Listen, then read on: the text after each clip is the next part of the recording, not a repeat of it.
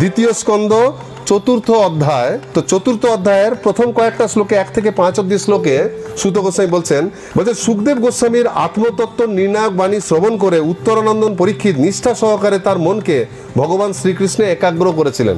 পরীক্ষিত কি করেছিলেন? মন দিয়েছিলেন কাতে? কার মধ্যে? শ্রীকৃষ্ণে। অর্থাৎ ভগবানের কথা শুনতে বসছেন, এখন যদি আপনার মনে ওইসব চলে, যেমন বাড়িতে কি হচ্ছে, ভালো কাজই মনে করুন, বাড়িতে মিস্ত্রিটাকে লাগিয়ে এলাম, কাঠের কাজটা করছে কি করছে না, বাকি দিচ্ছে, তা কোথায় শোনা হবে? শুনতে গেলে মন দিতে, আপনি যাই শুনতে বসছেন তাতে যদি মন না দেন তো শোনা হবে না। তো পরীক্ষিত মহারাজ ভগবানে মন দিতে পেরেছিলেন, এটা তো ফল। কিন্তু কেন পারলেন? তো এইখানেই কারণটা বলছে। আপনারা যদি ভগবানে মন দিতে না পেরে থাকেন, কারো মন উসখুস করছে, দেখুন ওখানে উপায় দেওয়া আছে। কি উপায়? সুখদেব গোস্বামীর আত্মতত্ত্ব বাণী শ্রবণ করে। অর্থাৎ আপনি ভগবানে মন দিতে পারবেন কি পারবেন না সেটা নির্ভর করছে কার উপর? আপনি যার কাছে শুনছেন। মানে আপনার যদি মন না থাকে ওটা আমারই দোষ, মানে আমি আপনাকে আকৃষ্ট করতে পারছি না। সুখদেব গোস্বামী যে আত্মতত্ত্বের কথা বলেছেন সেইটা শুনে পরীক্ষিত মহারাজের মন থেকে সমস্ত এই যে 7 দিন পর তার মৃত্যু হবে, তিনি যে সবকিছু ত্যাগ করে এসছেন, মৃত্যুর ভয় না থাকলেও তিনি ভাবছেন আমার দ্বারা একটা পাপ কাজ হয়ে গেছে, একটা ব্রাহ্মণকে অপমান করেছে, এইসব যে ভাবছেন, এই সব গ্লানি থেকে তিনি মুক্ত হয়ে গেছেন। তার মনে আর এসব নেই। তার মনে এখন কি আছে? কেবলমাত্র ভগবান শ্রীকৃষ্ণ। কারণ তিনি পরীক্ষিত মহারাজ, কারণ তিনি সুখদেব গোস্বামীর কাছ থেকে আত্মতত্ত্বের কিছু কথা শুনেছেন। পরের শ্লোকে কি বলছেন দেখুন। তার ফলে কি হয়েছে?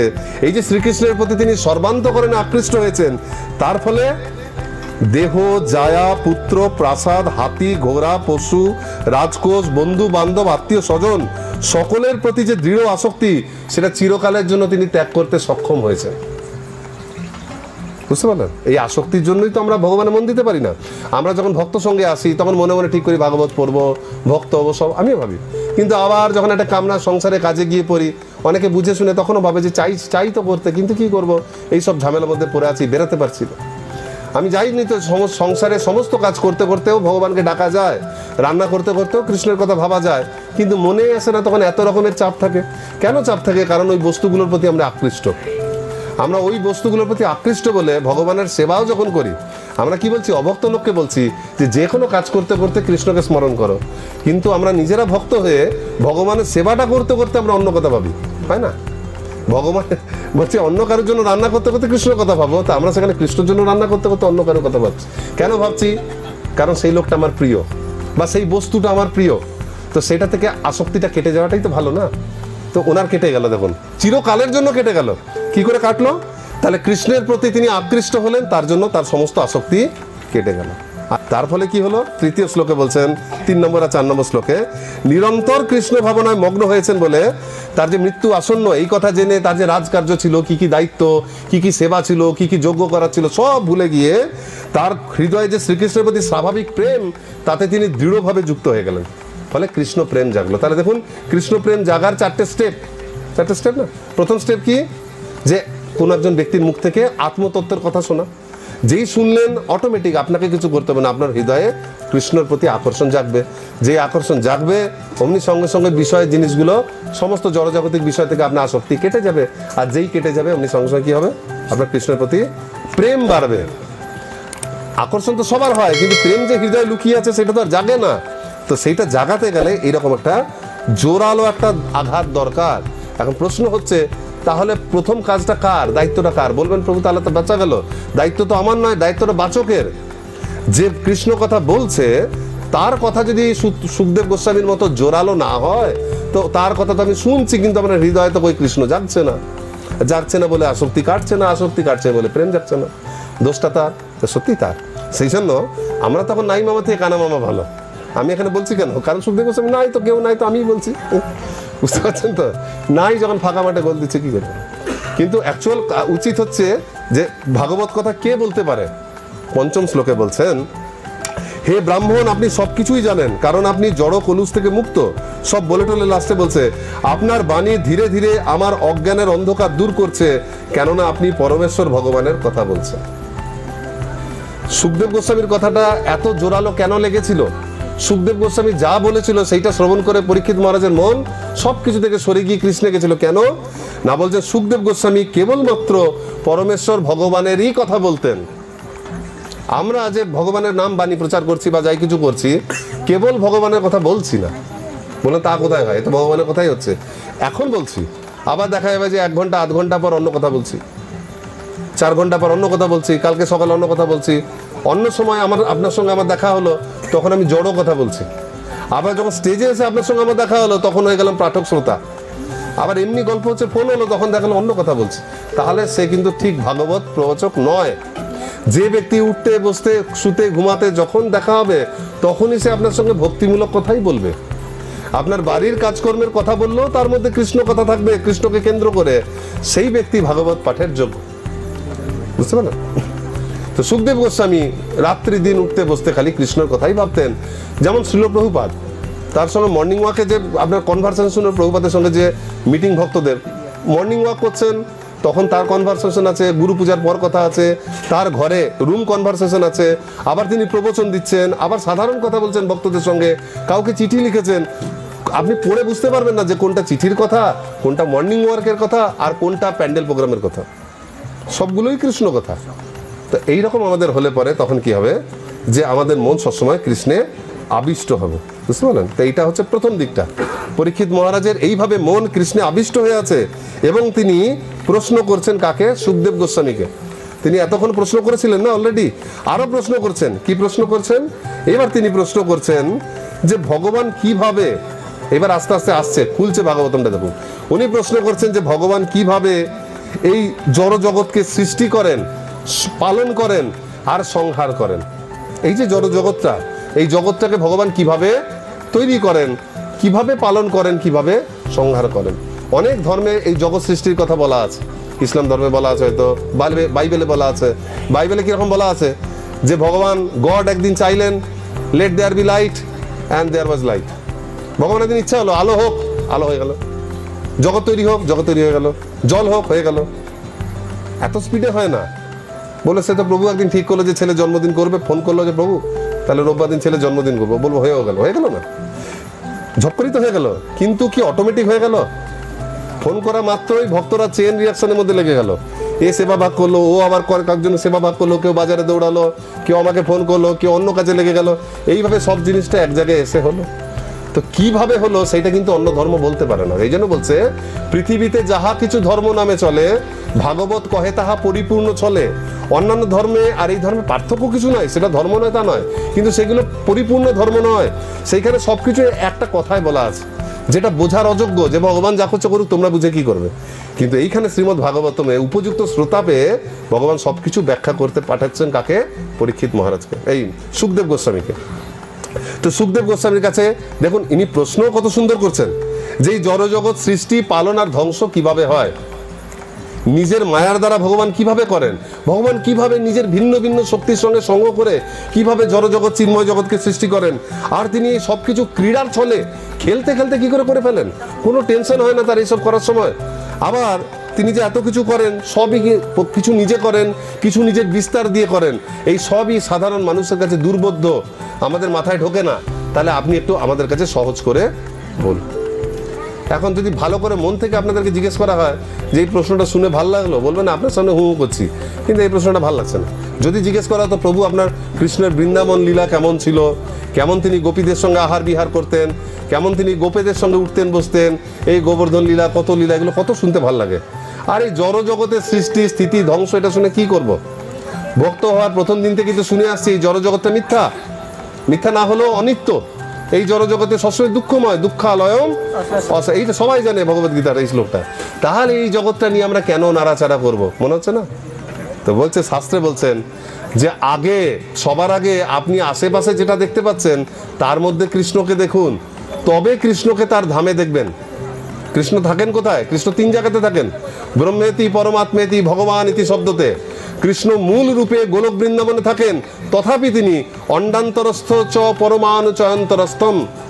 তিনি মূল রূপে বৃন্দাবনে থাকলেও তিনি প্রত্যেকটা ব্রহ্মাণ্ডকে ধারণও করে থাকেন, আবার প্রতি অনুপরমাণুর মধ্যেও তো কৃষ্ণ থাকেন। আমি যদি শুধু গোলকে কৃষ্ণকে দেখতে চাই তাহলে হবে কি, আমার সর্বত্র কৃষ্ণ দর্শন হবে না। সর্বত্র কৃষ্ণ দর্শন না হলে 24 ঘন্টা আপনার মন কৃষ্ণে নিবিষ্ট হবে না। তাহলে আপনি যখন মায়াপুর যাবেন, যখন বৃন্দাবন যাবেন, পুরী যাবেন, তখন আপনার ভক্তি দেখার মতো হবে, তখন বিশাল ভাব আপনার। মন্দিরে যাচ্ছেন, প্রতি এটা ধাম, প্রতি পদক্ষেপে অশ্বমেধ যজ্ঞের ফল পাচ্ছেন, এইরকম ভাবে গদগদ হয়ে থাকবেন। আর যেই আবার ট্রেনে করে এসে রাজবাদে নামলেন, তখন দূর আবার সেই বাজে জায়গাটা, হ্যাঁ এখানে সবই খারাপ। না না, কোনো জায়গায় খারাপ নয়, সর্বত্রই ভগবান রয়েছে। আপনি এই জায়গাটাকে যদি আমরা খারাপ বলি, প্রহ্লাদ মহারাজ তো তোর বাবার কারাগৃহের মধ্যে ছিল, তো অসুরদের ঘর, তার মধ্যে আবার জেলে। দেবতাদের জেলটাই খারাপ, সেখানে অসুরদের জেল, তাহলে বুঝতে কত খারাপ, খারাপের খারাপ। কিন্তু সেইখানে বসে প্রহ্লাদ মহারাজ দেখছে যে এই সাপগুলো হচ্ছে আমার প্রভুর বিছানা, এই বিষ হচ্ছে আমার মামা, এই সব কিছুর মধ্যে তিনি ভগবানকে দেখতে পাচ্ছেন। সেই জন্য উন্নত ভক্তের ক্ষেত্রে বলে না যে স্থাবর জঙ্গম দেখে না দেখে তার মূর্তি, সর্বত্র হয় নিজ ইষ্টদেব স্ফূর্তি। তাহলে প্রথম কোনটা দরকার? আপনি আপনার ছেলে মেয়েকে পড়াশোনা শেখাচ্ছেন, প্রথম রং শেখাচ্ছেন, সাদা, কালো, নীল, এই যে রংগুলো শেখাচ্ছেন, তা আপনি সাদা বলতে বাচ্চাটাকে কি বোঝাবেন? যে সাদা কেমন রং হয়? না সবার আগে একটা সাদা কাপড় দেখাবেন, তো সাদা কাপড়, সাদা মেঘ, না এইসব না বলে প্রথমে বোঝাচ্ছেন সাদা হচ্ছে বকের গায়ের রং। ওই ছোট বাচ্চা, আপনার 2 বছরের বাচ্চা বক দেখেছে নাকি কখনো? হাঁস বললে তাও হয়। আমার কথা বুঝতে পারছেন? যেগুলো আমরা রোজ দেখি প্রত্যেক দিন, আমি তো সেটারই উদাহরণ দেব। আপনি বাচ্চাকে সবুজ রঙের লঙ্কা শেখাবেন না প্রথমে ক্যাপসিকাম শেখাবেন? ও তো ক্যাপসিকাম দেখেনি, প্রথমে লঙ্কা দেখবেন সবুজ, গাছ দেখবে সবুজ, তারপর জানবে টিয়া পাখি সবুজ, এইরকম ধীরে ধীরে। তো এইখানেও বলছে সর্বপ্রথম ধামে ভগবানকে দেখার চেষ্টা করবেন না, তাহলে আপনার দৃষ্টি বাড়া কমা হবে, ধামে বেশিক্ষণ থাকতে পারবেন না, আর থাকবেন জড়জগতে, আর যতক্ষণ গৃহে থাকবেন কৃষ্ণ কথা ভুলে যাবেন। কিন্তু শাস্ত্রে এটা বলছেন না যে কৃষ্ণকে সবসময় কৃষ্ণর কথা চিন্তা করো আর কখনো তাকে ভুলে যেও না। সেই জন্য প্রথম জরুরি হচ্ছে যে সর্বপ্রথম আপনার আশেপাশে সর্বত্র কৃষ্ণকে দেখুন। অর্থাৎ কৃষ্ণকে কোথায় দেখবো? ধামে না জড়জগতে? জড়জগতে। এর আগে তো এটাই চলছিল যে সবকিছু বিরাট রূপের মধ্যে আছে, আমরা যেখানে আছি এত দুঃখ পাওয়ার কিছু নেই। আমরা মনে মনে কি ভাবি যে কবে ভগবানের ধামে যাব, তবে আনন্দে থাকবো। এটা ভগবানের মধ্যেই আছি। যে আনন্দে থাকার জীবন মুক্ত ব্যক্তি, সে এখানেও আনন্দ থাকে। নারদ মুনি এইখানেও চতুর্দশ ভুবনে ঘুরে বেড়ায় কীর্তন করে নারায়ণ নারায়ণ বলে, কিন্তু আনন্দেই থাকে। নারদ মুনি দুঃখে থাকে না, তাহলে এখানে থাকতো না। বোঝা গেল আমার কথাটা? সুতরাং আমাদেরকে সবসময় কি করতে হবে? সর্বত্র ভগবানকে দর্শন করতে হবে। শাস্ত্রে বলছেন সর্বপ্রথম ভগবানের সঙ্গে তার মায়ার কিরকম লেনদেন হয়। এই জগৎটা কার? যোগ মায়ার না মহামায়ার? মহামায়ার। পরমেশ্বর ভগবানের সঙ্গে তার যে নিকৃষ্ট শক্তি মহামায়া, তার কিরকম লেনদেন, ইন্টারাকশন, সেইটা আগে জানুন, তারপর জানবেন ভগবানের ধামে ভগবানের সঙ্গে তার অন্তরঙ্গা শক্তি রাধারানী বা যোগ মায়ার কেমন লেনদেন হয়। বুঝতে পারলেন? ভগবানের তো দুটো শক্তি, অন্তরঙ্গা, বহিরঙ্গা। আগে বহিরঙ্গাটাই তো জানুন, তাই না? আগে লোকে প্রাইমারি পড়ে, তারপর হাই স্কুলে পড়ে। এই জন্য শ্রীমদ্ ভাগবতে সুখদেব গোস্বামী প্রথমে কিসের কথা বলছেন? ভগবানের সঙ্গেই জড়জগতের লেনদেন। তো বলতে পারতেন না যদি না পরীক্ষিত মহারাজ তাকে প্রশ্ন করতেন। পরীক্ষিত মহারাজ যদি বলতেন আমার টাইম নেই, এইসব বন্ধ করুন, খালি কৃষ্ণ লীলা বলুন, খালি বৃন্দাবন লীলা বলুন, খালি বৃন্দাবন লীলা। তো বৃন্দাবন লীলা বহু লোক শোনে, এক নতুন কিছু নয়। আমরা ছোটবেলা থেকে ঠাকুমা দিদিমা সবাইকে শুনতে দেখছি, ও বৃন্দাবন লীলাও শুনছেন, আবার বাড়িতে এসে সেই কাজগুলো করছেন যেই কাজগুলো করলে কৃষ্ণ কষ্ট পায়। এমন লীলা শ্রবণের কোনো গুরুত্ব আছে? সেই জন্য শুনতে হবে প্রথমে সৃষ্টি তত্ত্ব থেকে। তিনি সুখদেব গোস্বামীকে বলছেন যে আপনি বলুন, কারণ আপনি খালি যে আত্মতত্ত্বজ্ঞ বেদজ্ঞ তাই নন, আপনি হচ্ছেন ভগবানের প্রিয় ভক্ত। উনি সুখদেব গোস্বামীকে কেন প্রশ্ন করছে যে হাতের কাছে আপনাকেই পাওয়া গেছে তাই করছি, তা নয়। ওখানে হাজার হাজার ঋষিমুনি বসে আছেন।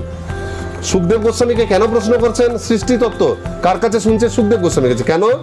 যে আপনি আত্মতত্ত্বজ্ঞ আর বেদজ্ঞ, মানে বৈদিক জ্ঞানও আছে আপনার, আত্মতত্ত্ব জ্ঞানও আছে, খালি এটাই যথেষ্ট নয়, তার সঙ্গে আপনি কি? আপনি ভক্ত। তাহলে আমাকে কার কাছে শুনতে হবে? যে কৃষ্ণের। সবার আগে দেখতে হবে সে ভক্ত কিনা। ভক্ত না হলে তার মুখে কিছু শ্রবণ করে কোনো লাভ নেই। এবার ভক্ত হওয়ার পর কি খুঁজবো? তার যেন বৈদিক জ্ঞান আর আত্মতত্ত্ব জ্ঞানও যেন তার থাকে, নয়তো সে বোঝাতে পারবে না। কিন্তু যদি এমন হয় যে বৈদিক জ্ঞানী আর আত্মতত্ত্ব জ্ঞানী ব্যক্তি পেয়েছেন, আর একটা লোক মূর্খ কিন্তু ভক্ত, তখন আমাকে ভক্তের কাছ থেকেই শুনতে হবে। এটা হচ্ছে প্রথম ক্রাইটেরিয়া। তো এইবার ভক্তের কাছ থেকে শুনছেন। এইবার যখন প্রশ্ন করেছেন, দেখুন তাহলে সুখদেব গোস্বামীকে দুবার প্রশ্ন করা হলো। একবার প্রথম স্কন্ধের শেষে প্রশ্ন করেছিল না, মরণোন্মুখ ব্যক্তির কি করা উচিত, মনে পড়ছে? এই প্রশ্নটা শুনে সুখদেব গোস্বামীর এত ভালো লেগে গেছিল, মানে এত উৎসাহ, উনি এই উত্তর দেওয়ার জন্য ঘুরে বেড়াচ্ছিলেন। অ্যাকচুয়ালি ভক্তরা তো প্রচারই করতে চায়, ভক্তের কাছে কেউ ভক্তির কথা বলে না। আপনারা যারা ভক্ত হয়েছেন, অন্য জায়গায় কাজে যান, দেখবেন আপনার আশেপাশের কলিগ হাবি জাবি কথা বলে, আপনার সঙ্গে যে ব্যবসা করতে দোকানে কিনতে এসছে, সে দুটো জিনিস কেনার পর যদি বলে যে একটু গৌর পূর্ণিমা কি জিনিস একটু বলবে, তখন দেখবেন আপনি বাকি কাস্টমারকে সরিয়ে বলবেন, এ থামো আগে ওকে বলি একটু দাঁড়াও। আপনি তো ওইটাই চান, কিন্তু আপনি সুযোগ পান না। তো পরীক্ষিত মহারাজের ওই প্রশ্নে সুখদেব গোস্বামীর এত ভালো লেগেছে যে উনি মঙ্গলাচরণ করতেই ভুলে গেছেন। ভাবুন, আমরা কি জানি যে মঙ্গলাচরণ করতে আমরা ভুলতে পারি, বড় বড় এরা কেন ভুলবে? ভগবানের মানে প্রার্থনা না করেই শুরু করে দিয়েছে বলতে।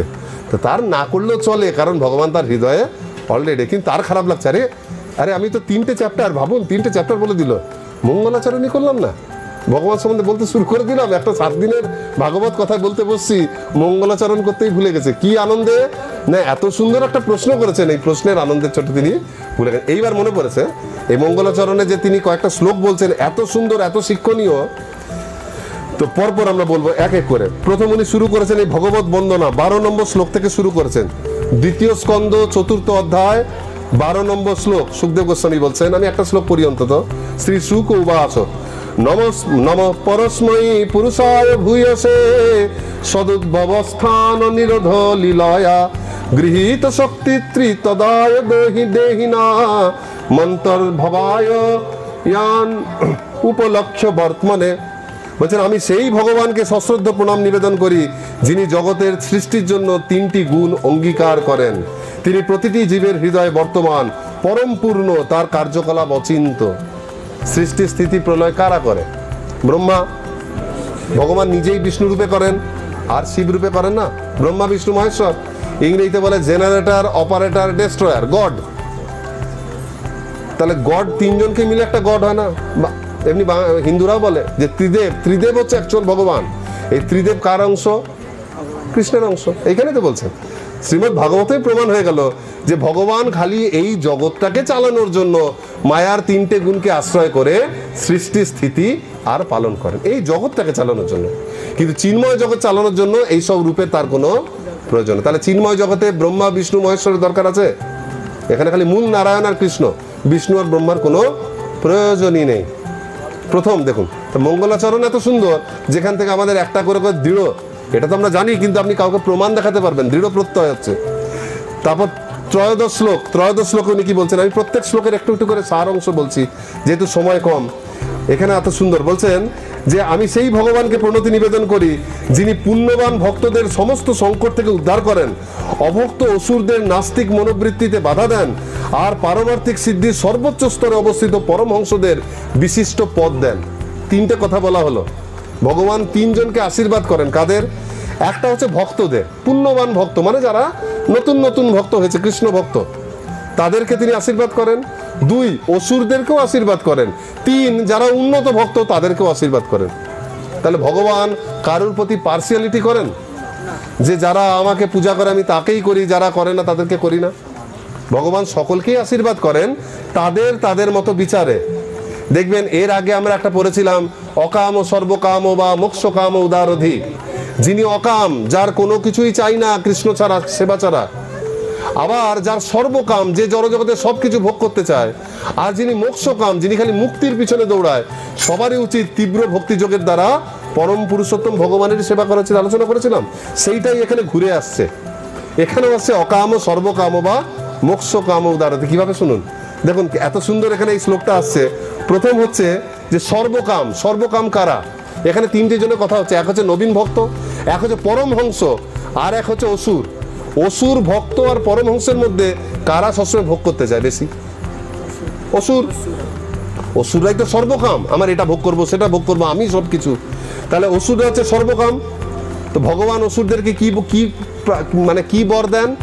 নাস্তিক মনোভাব বৃদ্ধিতে বাধা দিয়ে দেয়। অসুরদের মনোভাব সবসময় নাস্তিক, ভগবানের এগেনস্টে গিয়ে আরো লোককে শোষণ করে নিজে ভোগ করব। ভগবান তাদের এই বুদ্ধিটা কি করে দেয়? কমিয়ে দেয়। ভগবান তাদেরকে এই কাজ করতে বাধা দেয়।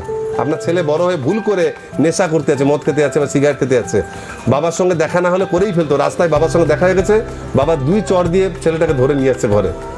ছেলেটা খারাপ বলবে বাবাকে না ভালো বলবে? খারাপই বলবে মনে মনে। কিন্তু অ্যাকচুয়ালি ছেলেটার ভালো হচ্ছে না খারাপ হচ্ছে?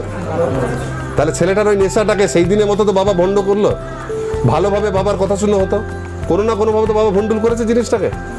তো এইরকম ভগবান অসুরদের কি করে? তাদের যে সর্বকাম, তাদের ওই কামনা বাসনা পূরণ হতেই দেয় না। ভগবান অসুরদের কামনা বাসনা পূরণ হতে দেয় না। তাহলে ওদেরকে সর্বকাম থেকে কি করে দেয়? তখন ওই অসুরেরা সর্বকাম থেকে হয়ে যায় মোক্ষকাম। ওরা তখন ভাবে কি করলে পরে জগৎ থেকে মুক্তি পাওয়া যাবে। যারা কৃষ্ণ ভক্ত নয় তারা দেখবেন মুক্তিকে বিরাট বড় চোখে দেখে, কিন্তু আসলে ছিল তারা সর্বকাম। ভগবান সর্বকামগুলোকে আশীর্বাদ করে তাদের সমস্ত প্ল্যান বানচাল করে দেয়। তখন তাদের বৈরাগ্য জাগে। বিক্রমাদিত্যের গল্প শুনেছেন? বেতাল পঞ্চবিংশতি শুনেছেন নাম? 32 সিংহাসন। বিক্রমাদিত্যের এক দাদা ছিল, ছোট্ট করে বলছে, নাম ছিল ভর্তৃহরি। ভর্তৃহরির বৈরাগ্য বলে এসব শুনি নাই, আমরা অনেক সিরিয়ালে লোকের নাম শুনেছি। ভর্তৃহরি ওই কালিদাসের লেখা, খুব সুন্দর গল্প। ওকে একজন আশীর্বাদ করে একটা দিব্য ফল দিয়ে গেছিল, বলছে এই ফলটা খেলে পরে একজন সাধু যে তুমি অমর হয়ে যাবে, সবসময় তোমার রূপ গুণ সুন্দর থাকবে। ও খেতে গিয়ে ভাবছে যে এটা আমি খেয়ে কি করব, আমি অমর হব তো আমার বউ ছেলে কেউ থাকবে না, আমার বউকে খাওয়াই, ও সুন্দরী থাকবে, আমার দেখতে ভালো লাগবে। প্রিয় বউকে কি দিয়েছে? ওর বউ কিন্তু পছন্দ করতো সেনাপতিকে। তোর বউ তখন ডেকে সেনাপতিকে বলছে যে তোমার সৌর্য বীর্য খুব পছন্দ। সেনাপতি ওর আকর্ষণে আকৃষ্ট হচ্ছিল না, কারণ সেনাপতি রাজা চাকর, আমার প্রভুর সঙ্গে বিশ্বাসঘাতক। তখন সেনাপতি বলছে এই ফলটা দেবো তোমাকে। সেনাপতি ফলটা নিয়েছে, কিন্তু ওর রানীকে পছন্দ না। সেনাপতি বলছে এটা নিয়ে গিয়ে আমি যাকে ভালোবাসি তাকে দেবো। আর একটা মেয়েকে দিয়েছে, সেই মেয়েটা আবার পছন্দ করতো যে ঘোড়াশালকে দেখতো তাকে দিয়েছে। তার পছন্দ এইভাবে যেতে যেতে একটা ঘুটে কুড়ানির কাছে গিয়ে পৌঁছেছে। সে বলছে আমি যে এটা খেয়ে সুন্দরী হব, আমার জীবনটাই তো নষ্ট, রাজাকে দিয়ে আসি দেশকে রক্ষা। ও আবার রাজাকে দিতে গেছে। ভর্তৃহরি ওইটা পেয়েছে, তখন ওই সাধুর কাছে ছুটে গেছে। নিয়ে বলছে আপনার কাছে কি দুটো ফল ছিল না একটাই ছিল? বলছে একটাই ফল হয়, এরকম ফল দুটো হয় না। তখন কারুর কাছে বুঝে গেছে যে আমি যাদের উপর ভালোবাসি সে নিজে আমাকে ভালোবাসে, এই জড়জগৎটা মিথ্যা। সঙ্গে সঙ্গে রাজত্ব টাজত্ব সব বিক্রমাদিত্যকে দিয়ে তিনি সন্ন্যাস নিয়ে নিয়েছিলেন, মানে বানপ্রস্থি হয়ে গেছিলেন গৃহত্যাগ করে। ভাতৃহরির বৈরাগ্য, এটা একটা উপাখ্যান, শিব পার্বতীকে বলছে। তো বুঝতে গল্পটা কত সুন্দর, এখনো ক্ষেত্রে কিন্তু প্রযোজ্য। তাহলে এইরকম যারা নাস্তিক ব্যক্তি তাদেরকে ভগবান কি করেন, এমন একটা আঘাত দেয় তাকে প্রিয়জনের কাছ থেকে, তার মনে হয় সেই জগৎ টগৎ ছেড়ে দিয়ে কৃষ্ণ সেবায় যায় না, কিন্তু মুক্তি তো পেতে চায়। আর অ্যাকচুয়ালি মোক্ষকাম কারা ছিল? তারা হচ্ছে পরমহংসরা, যারা এমনি পরমহংস, অনেকেই পরমহংস হয় কিন্তু ভগবানের ভক্ত হয় না। তারা খালি মুক্তির জন্য হিমালয়ে গিয়ে তপস্যা করে, আরো অনেক রকম কাজ করে। তাদের লোভ কি থাকে? মুক্তি পাবো, মুক্তি পাবো। যেমন সুখদেব গোস্বামী নিজেই, তিনি জন্মের পর থেকে মোক্ষ পাওয়ার জন্য ঘর ছেড়ে চলে গেছিলেন, কিন্তু বেদব্যাসের ওই কয়েকটা শিষ্যের মুখে শ্লোক শুনে কৃষ্ণর কথা শোনার জন্য আবার ঘরে ফিরে চলে এলেন। তাহলে মোক্ষকামকে তিনি কি বানিয়ে দিলেন? ভগবান মোক্ষকামকে তিনি বানিয়ে দিলেন, অ্যাকচুয়ালি বানিয়ে দিলেন তিনি অকাম বানিয়ে দিলেন। মোক্ষকাম থেকে হয়ে গেলেন অকাম। আর আমরা যারা ভক্ত, আমরা যারা নতুন নতুন ভক্ত হয়েছি, আমরা কি জানি যে ভক্তি করে ভগবানের কাছে সবসময় চাইতে হয় না কৃষ্ণের জন্যই করতে হয়? কি জানি আমরা? চাইতে হয় না চাইতে হয় না? ভগবানের জন্য চাইবেন না ভগবানের জন্য সেবা করবেন? কোনটা সেবা? আমরা তো ব্যবসা করতে আসিনি যে এটার বদলে এটা, যদিও চাই কিন্তু আমরা বুঝতে পারি এটা ঠিক হচ্ছে না। কৃষ্ণকে খালি দেওয়াই উচিত। এই যারা মনে করে, ধরে নিচ্ছি বেশিরভাগ ভক্তই অনেক কষ্ট থাকলেও ঘরে, অনেকের দারিদ্র রয়েছে, অনেকের অনেক সমস্যা, তবু সেইগুলো না আছে, কৃষ্ণর কাছে এটাই চায় যে প্রভু আমি যেন সবসময় আপনাকে সন্তুষ্ট করতে, তাহলে সে অকাম। কিন্তু ভগবান কি করে, ইচ্ছা করে তার ঘরে যা অভাব অনটন যতটা দরকার, যতটা করলে সে ভক্ত হতে পারবে, সেই হিসেবে তাকে কিন্তু মেনটেনও করে, তার পালনও করে। ফলে তিনি আবার অকামকে করে দেয় সর্বকাম, কিন্তু সেই কামনা কৃষ্ণকে নিয়ে। দেখছেন একটা জটিল জিনিস। তিনি সর্বকাম অসুরদেরকে সর্বকাম হতে দেবে না, ওদেরকে করে দেবে মোক্ষকাম। আর যারা মোক্ষ অলরেডি পাওয়ার যোগ্য তাদেরকে মোক্ষ থেকে বঞ্চিত করে আরো ভালো কিছু দেয়, সেটা হচ্ছে অকাম। আর যারা অকাম, প্রাথমিক স্তরের অকাম, তাদেরকে আবার সর্বকামনা দেখায় যে আমার চরণ এলে এমন নয় যে তোমার কামনা বাসনা পূরণ হবে না। ধ্রুব মহারাজ অকাম হয়ে গেছিলেন না তপস্যা করতে করতে, কিন্তু ভগবান বলছে না না না, অকাম কেন, তুমি ভোগ করো, তুমি 36,000 বছর রাজত্ব ভোগ করো, পৃথিবীর রাজা হও, তারপর আবার তোমাকে সশরীরে মরতেও হবে না, তোমাকে আমার বৈকুণ্ঠে স্থানও দেবো। তাহলে ভগবান অকামকে আবার সর্বকামনাও দেয়। এটা ভাবলে না আমরা তো ভাই অকামের দলে, তাহলে কিছু ভোগ করতে পারবো। আপনি না চাইলে কি হবে, ভগবান আপনাকে ভোগ করাবে। আপনি ভেবেছেন যে ভগবান নুন ভাত যাই দেবে আমি খাবো, কিন্তু ভগবান আপনার জন্য কোনো একটা ফিস্ট বানিয়ে রেখেছে, হতে পারে না? বলেন। তাহলে এইভাবে অকাম সর্বকাম বা মোক্ষকাম উদারদি যাই হোক না কেন, আমাদের কি করা উচিত? সবসময় ভগবানেরই ভক্তি করা উচিত। এরপরে শ্লোকে তিনি বলছেন, 15 নম্বর শ্লোক, এই সুখদেব গোস্বামী কি করছেন, এটা মঙ্গলাচরণ করতে ভুলে গেছিলেন না? ভগবানের মঙ্গলাচরণটা কত সুন্দর দেখুন। তো এরপরে বলছেন যে আমি সেই মঙ্গলময় ভগবান শ্রীকৃষ্ণকে আবার প্রণাম নিবেদন করি, যার যশগাথা কীর্তন, স্মরণ, দর্শন, বন্দন, শ্রবণ ও পূজনের ফলে সব পাপ দূর হয়ে যায়।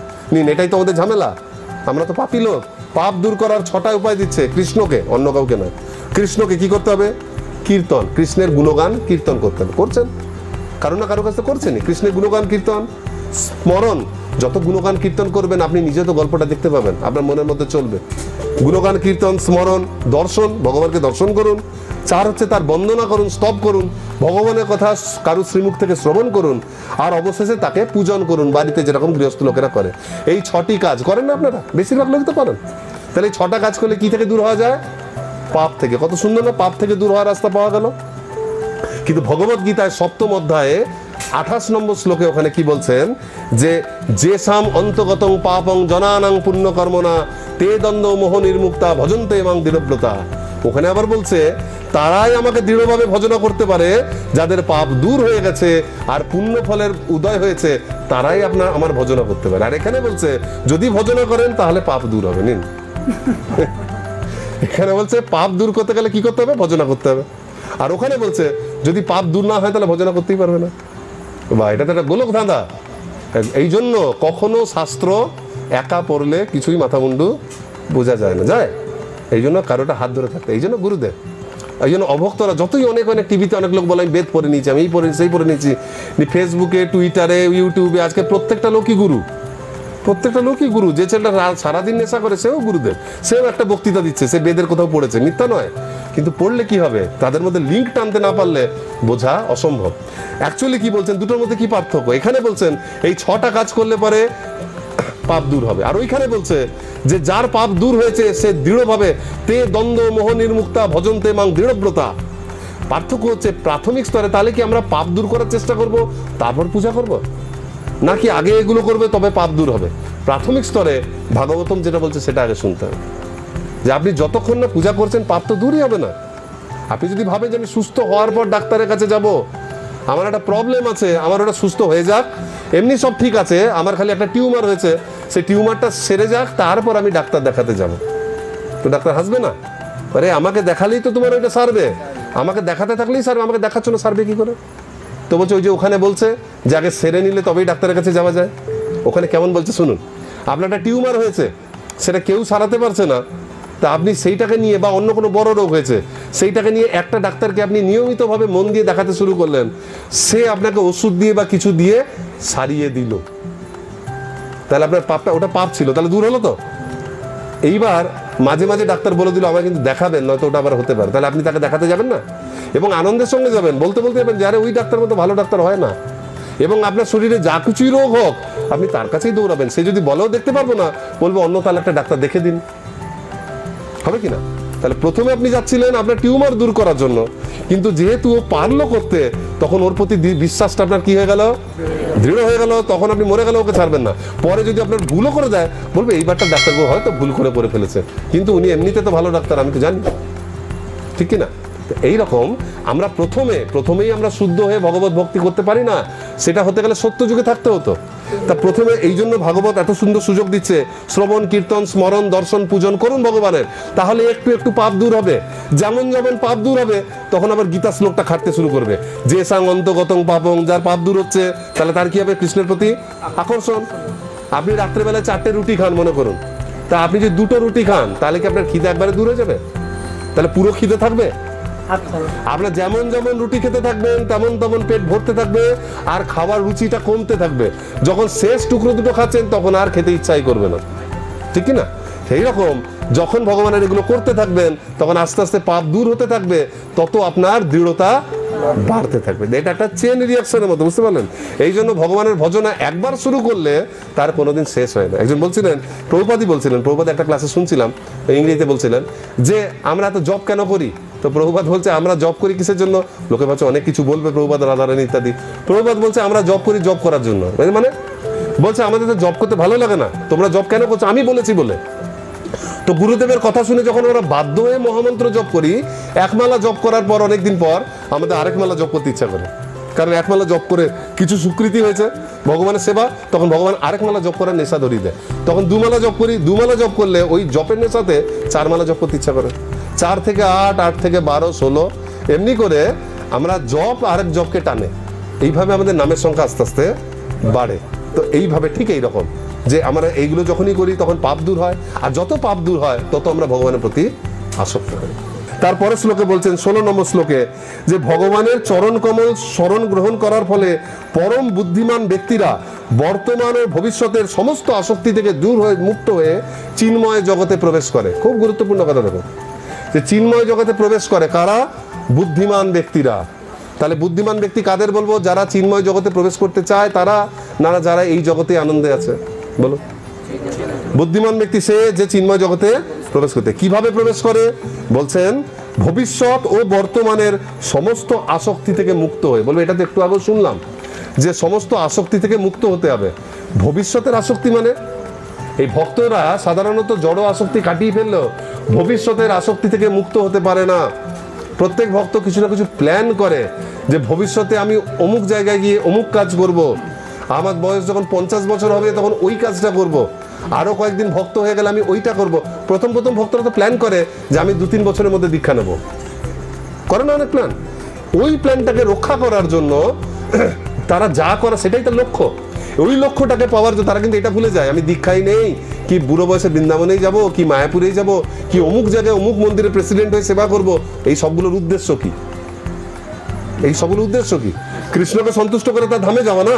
কিন্তু আমরা ওই মেজর গোলটাকে ভুলে যাই। ছোট্ট একটা গোল, আমাকে এই মন্দিরটা চালাতে হবে, আমাকে অমুক জায়গায় গিয়ে থাকতে হবে, আমাকে এই পদটা পেতে হবে। আমরা এই ছোট্ট একটা গোলের পিছনে এমন দৌড়াতে শুরু করে দিই যে অ্যাকচুয়াল গোলটা ভুলে যাই। এই গোলটা তো আমার ভবিষ্যতের। আরে প্রভু ওইটা না করলে আমার দীক্ষা হবে না। কিংবা কেউ বলে আরে প্রভু এইরকম না করলে আমার মন্দিরটা 10 বছর পর দেউলিয়া হয়ে উঠে যাবে।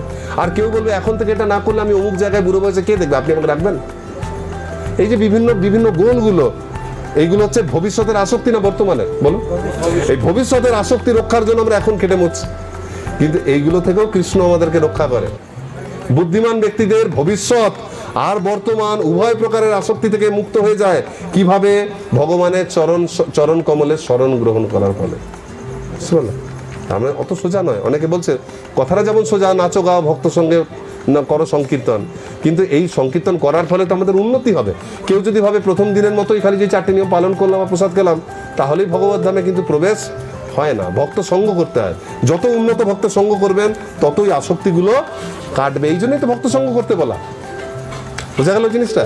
তাহলে 2 রকম আসক্তি থেকে আপনি মুক্ত হয়েই যাবেন। কি করলে? ভগবানের চরণ কমল আশ্রয় করলে। কারণ তারপরে শ্লোকে বলছেন মহান ঋষি, বেদজ্ঞ, পণ্ডিত, যশস্বী, বেদ মন্ত্র উচ্চারণকারী, পুরোহিত, ব্রাহ্মণ, উচ্চ কুলের ব্যক্তি, নিম্ন কুলের ব্যক্তি কেউই ভগবানের তাদের মহান গুণ দ্বারা ভগবানের সেবা না করলে তার কোনো মঙ্গল হয় না। অনেকের অনেক ভালো গুণ থাকে না, কেউ ভালো গান করতে পারে, কেউ ছবি আঁকতে পারে, কারো অনেক টাকা রয়েছে, সেটা তো একটা গুণ। মূর্খ বলে তো সে টাকা পায়নি। কেউ অনেক পড়াশোনায় ভালো রেজাল্ট করেছে, অনেক কিছু বলতে পারে, অনেক কেউ গায়ে খাটতে পারে। তো তাদের সেই যে মহান গুণ দিয়ে, জয় জগন্নাথে বলতে শুধু মহারানী গিরি আছে, তাদের এই মহান গুণ দিয়ে তারা যদি কৃষ্ণের সেবা না করে তাহলে তাদের মঙ্গল হবে না। তাহলে মঙ্গল হওয়ার জন্য সবার কৃষ্ণের সেবা করতে হবে, 1-2জনের নয়। যত লোক আছে এখানে বলেনি যে খালি ভক্তদেরকে, বা বলেনি যারা ভক্ত নয় তাদেরকে। প্রত্যেকের মধ্যে কিছু না কিছু গুণ আছে আপনাদের সবার মধ্যে। আপনারা কিছু করতে না পারলেও খাবার পর প্রসাদের জায়গাটা মুছতে তো পারেন, একটা আসন তো পাততে পারেন। কৃষ্ণের জন্য কিছু না কিছু করার ক্ষমতা সবার আছে, কারণ অনেক বেশি আছে, কারো কম আছে। কেউ কাঠবিড়ালির মতো একটা বালি দিতে পারে রামচন্দ্র সেতুতে, কেউ হনুমানের মতো বিরাট বড় জিনিস আনতে পারে। সে নিজের ক্ষমতাটা যদি পূর্ণ ইউজ না করে, তার অর্ধেকটা বাঁচিয়ে অর্ধেকটা করে, তাহলে হচ্ছে কপটতা। সেবাতে কপটতা আছে। বলছেন আপনি আপনার পূর্ণ শক্তি দিয়ে ভগবানের সেবা যদি না করেন মঙ্গল হবে না, কারুরই হবে না। সে যদি উন্নত পরমহংস হয়, গুরুদেবের স্তরে যে রয়েছে, সেও যদি তার মহানতা দিয়ে কৃষ্ণ সেবা না করে বলে আমি তো গুরুদেব হয়েছি অনেক উপরের স্তরে, এবার কৃষ্ণ সেবা বন্ধ, তাহলেও তার পতন হয়ে যাবে। আর একটা প্রথম ভক্ত, তারও সেবা করতে হবে, যে উন্নত ভক্ত তারও সেবা করতে হবে। বুঝতে পারবে? কারোর কোনো ছাড় নেই। এটাই ভালো জিনিস, আসলে ছাড় নয়, এটা তো মজার জিনিস। বাদ দেবেই বা কেন? ছোট বাচ্চারা ভাবতে পারে আরে কোভিডের ইঞ্জেকশন এলে সবাইকে নিতে হবে, কারোর ছাড় নয়। কিন্তু বড় মানুষ মানে এটা ভালো তো সবাইকে দিচ্ছে। তা আমরা এখন ছোট বাচ্চার মতো ভাবছি কারু ছাড় নাই, সবাইকে সেবা করতে হবে। অ্যাকচুয়ালি সেবা পাওয়ার জন্যই তো তুলসী দেবীকে তো প্রার্থনা করছেন, সেবা অধিকার দিয়ে করো নিজ দাসী। মুখস্থ আছে, ওটা গেয়ে দিচ্ছি ভালো করে, কিন্তু ভাবছি না। যে তুলসী দেবী বলে আজ থেকে তোমাকে দাসী বানিয়ে দিলাম, বলে না আজকে চাই না, আর কয়েকদিন ভোগ করে নিয়ে প্রভু হয়ে তারপর দাসী। যাই হোক, তাহলে বুঝতে পারলেন।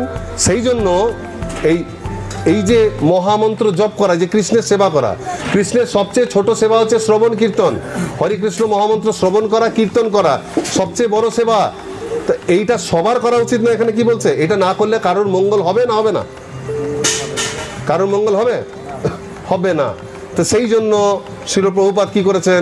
সারা পৃথিবীর সব মানুষকে মহামন্ত্র জপ কীর্তন করিয়েছেন। অনেকে দেখবেন অনেক প্রশ্ন থাকে, প্রভু আমার এই প্রশ্ন সেই প্রশ্ন, অনেক জটিল জটিল প্রশ্ন।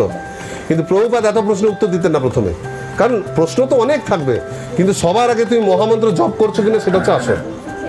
যদি মহামন্ত্র জপ করো তাহলে অনেক প্রশ্নের উত্তর না পেলেও তোমার চলবে, কিন্তু সব প্রশ্নের উত্তর পাওয়ার পর যদি মহামন্ত্র জপ না করো তাহলে তোমার মঙ্গল হবে না। এই জন্য ইসকনে সবাইকে দিলে বলে প্রভু একমাত্র জপ করো।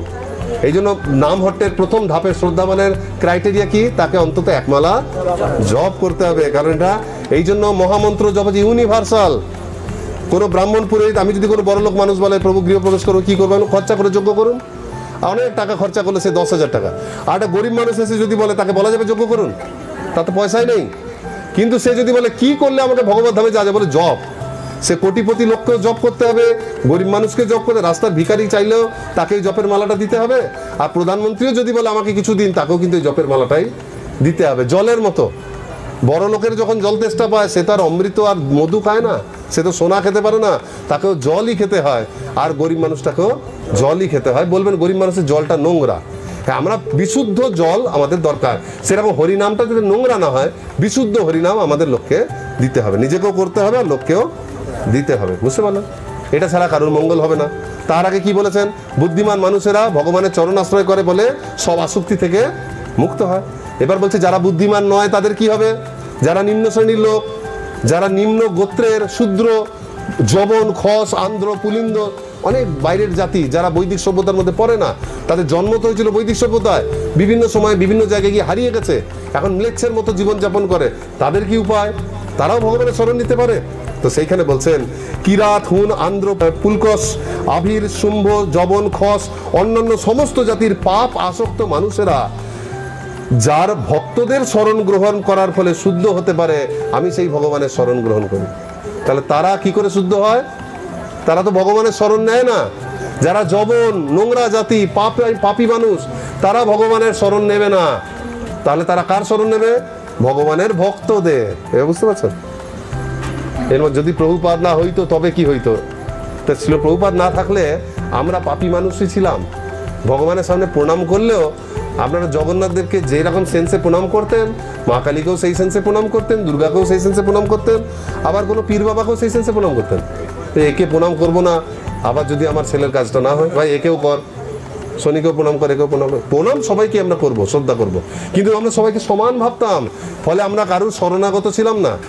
আমরা ওই পাপী লোকটা আমরা যখনই ভগবানের ভক্ত, মানে শিল প্রভুপাদের শরণাগত হলাম, তবে আমরা সহজেই পাপী মানুষ থেকে সাধু হয়ে গেলাম। আমরা সাধু হয়েছি ভগবানের শরণ গ্রহণ করার ফলে নয়। কার শরণ গ্রহণ করা ফলে? প্রভুপাদের ভক্তের। ওই জন্য দেখবেন অনেকে নামটে আসছে, বছরের পর বছর আসছে, 10 বছর হয়ে গেল, এখনো আসে, ভগবানের নাম করে, সেবাও করে, কখনো টাকাও দেয়, আজও ভক্ত হতে পারলো না। কেন? না, সে প্রভুপাদের শরণে আর গেলই না। যে আমি যেখানে আছি ঠিক আছে, এই তো আপনাদের সঙ্গে আসছি, ভগবানের নাম করছি। ভগবানের নাম করা যথেষ্ট নয়। ভগবানের ভক্তের শরণাগত না হলে পাপী লোকেরা কখনো মুক্ত হতে পারে। তিনি ব্রহ্মা, শিব এবং কপটতা রহিত সমস্ত ব্যক্তিদের দ্বারা পূজিত। ভগবান কাদের দ্বারা পূজিত? ব্রহ্মার দ্বারা, শিবের দ্বারা, আর কাদের দ্বারা? কপটতা রহিত ব্যক্তি। আমাদের মধ্যে কপটতা আছে না নাই? আছে। তাহলে আমরা কপটতা নিয়ে ভগবানকে পূজা করছি, আমাদেরকে কাউন্ট করা হলো না। তাহলে আমাদের পূজা হলো? তাহলে জানবেন, যতক্ষণ পর্যন্ত আমাদের মধ্যে কপটতা থাকবে, আমাদের পূজাটাকে কিন্তু এখানে কাউন্ট করা হলো না। নয়তো বলতো কপটতা যুক্ত বা রহিত সব ব্যক্তির দ্বারাই পূজিত হন। এখানে বলে দিয়েছে তিনি কেবল কপটতা রহিত ব্যক্তিদের দ্বারা পূজিত হন। তাহলে আমাদের যাদের মধ্যে কপটতা রয়েছে, যতক্ষণ আমাদের মধ্যে কপটতা থাকবে, আমাদের পূজা ভগবানের কাছে সেইভাবে কিন্তু যাবে না। সেই জন্য আমাদের কি হতে হবে? কপটতা ছাড়তে হবে। মানে কি হতে হবে? সরল হতে হবে। বৈষ্ণবের সমস্ত গুণের মধ্যে সবচেয়ে বড় গুণ হচ্ছে সরলতা।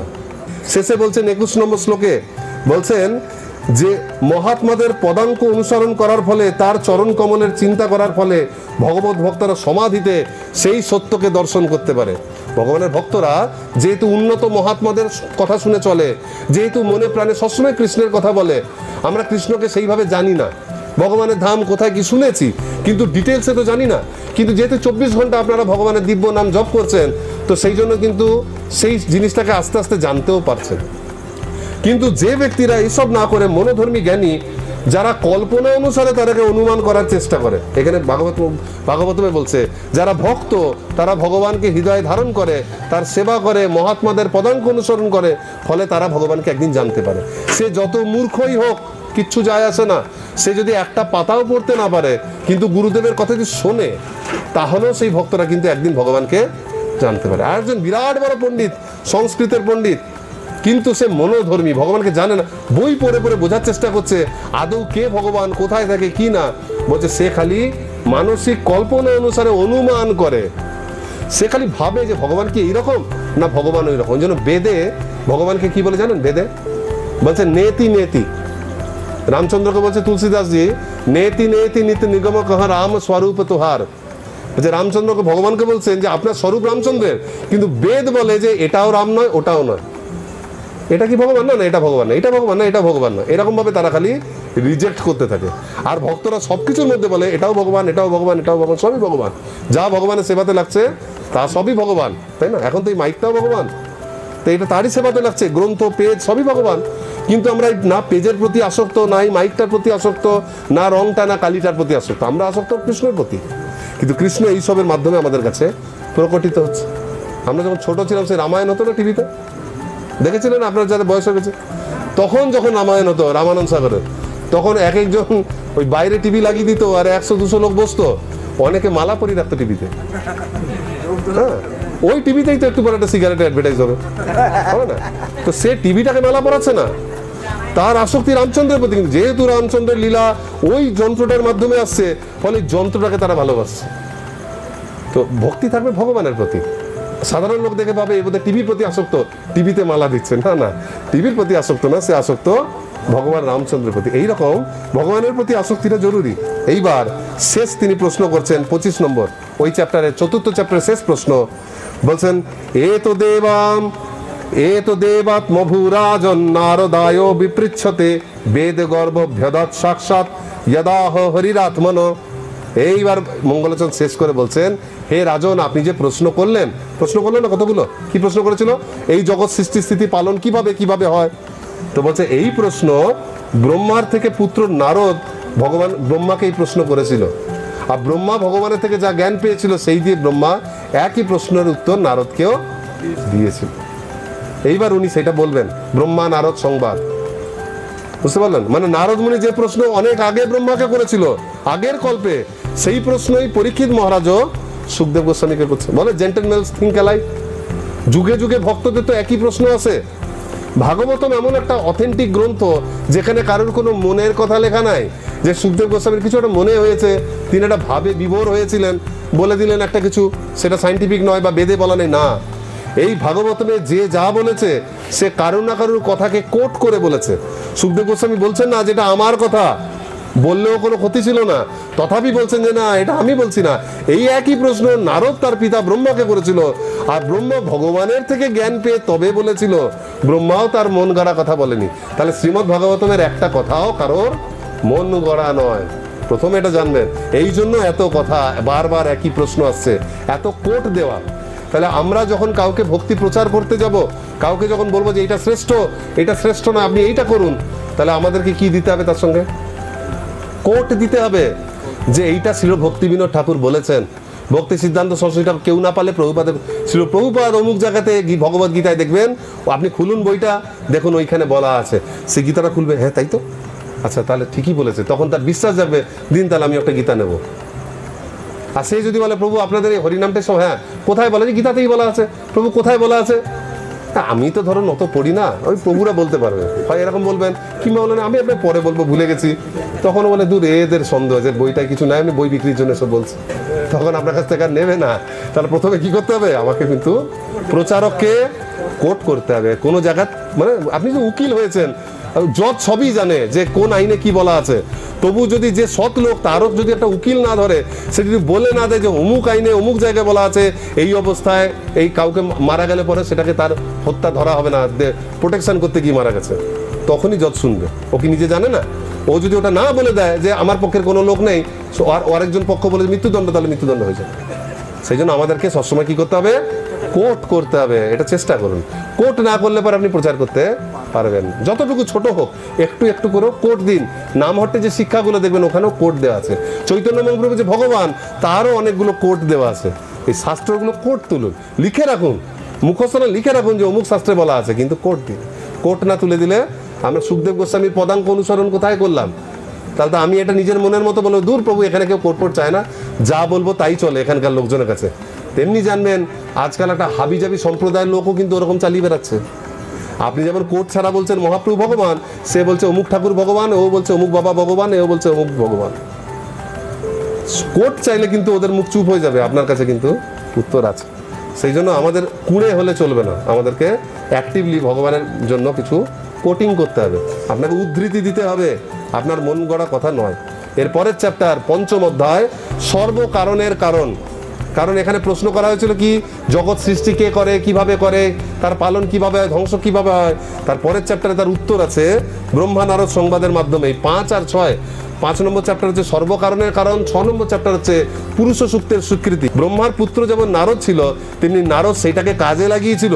ব্রহ্মাকে এটা বলতে যায়নি যে বাবা তুমি তো সর্বশক্তিমান, আমাকে 2-4টে ক্ষমতা দিয়ে দাও না। অসুরেরা যে বরগুলো তপস্যা করে পায়, এমন করো আমি তপস্যা না করেই সেগুলো পেয়ে গেলাম। কিন্তু ব্রহ্মার কাছে নারদ এইসব কিছুই চাইতে যেত না, খালি প্রশ্ন করতে যেত।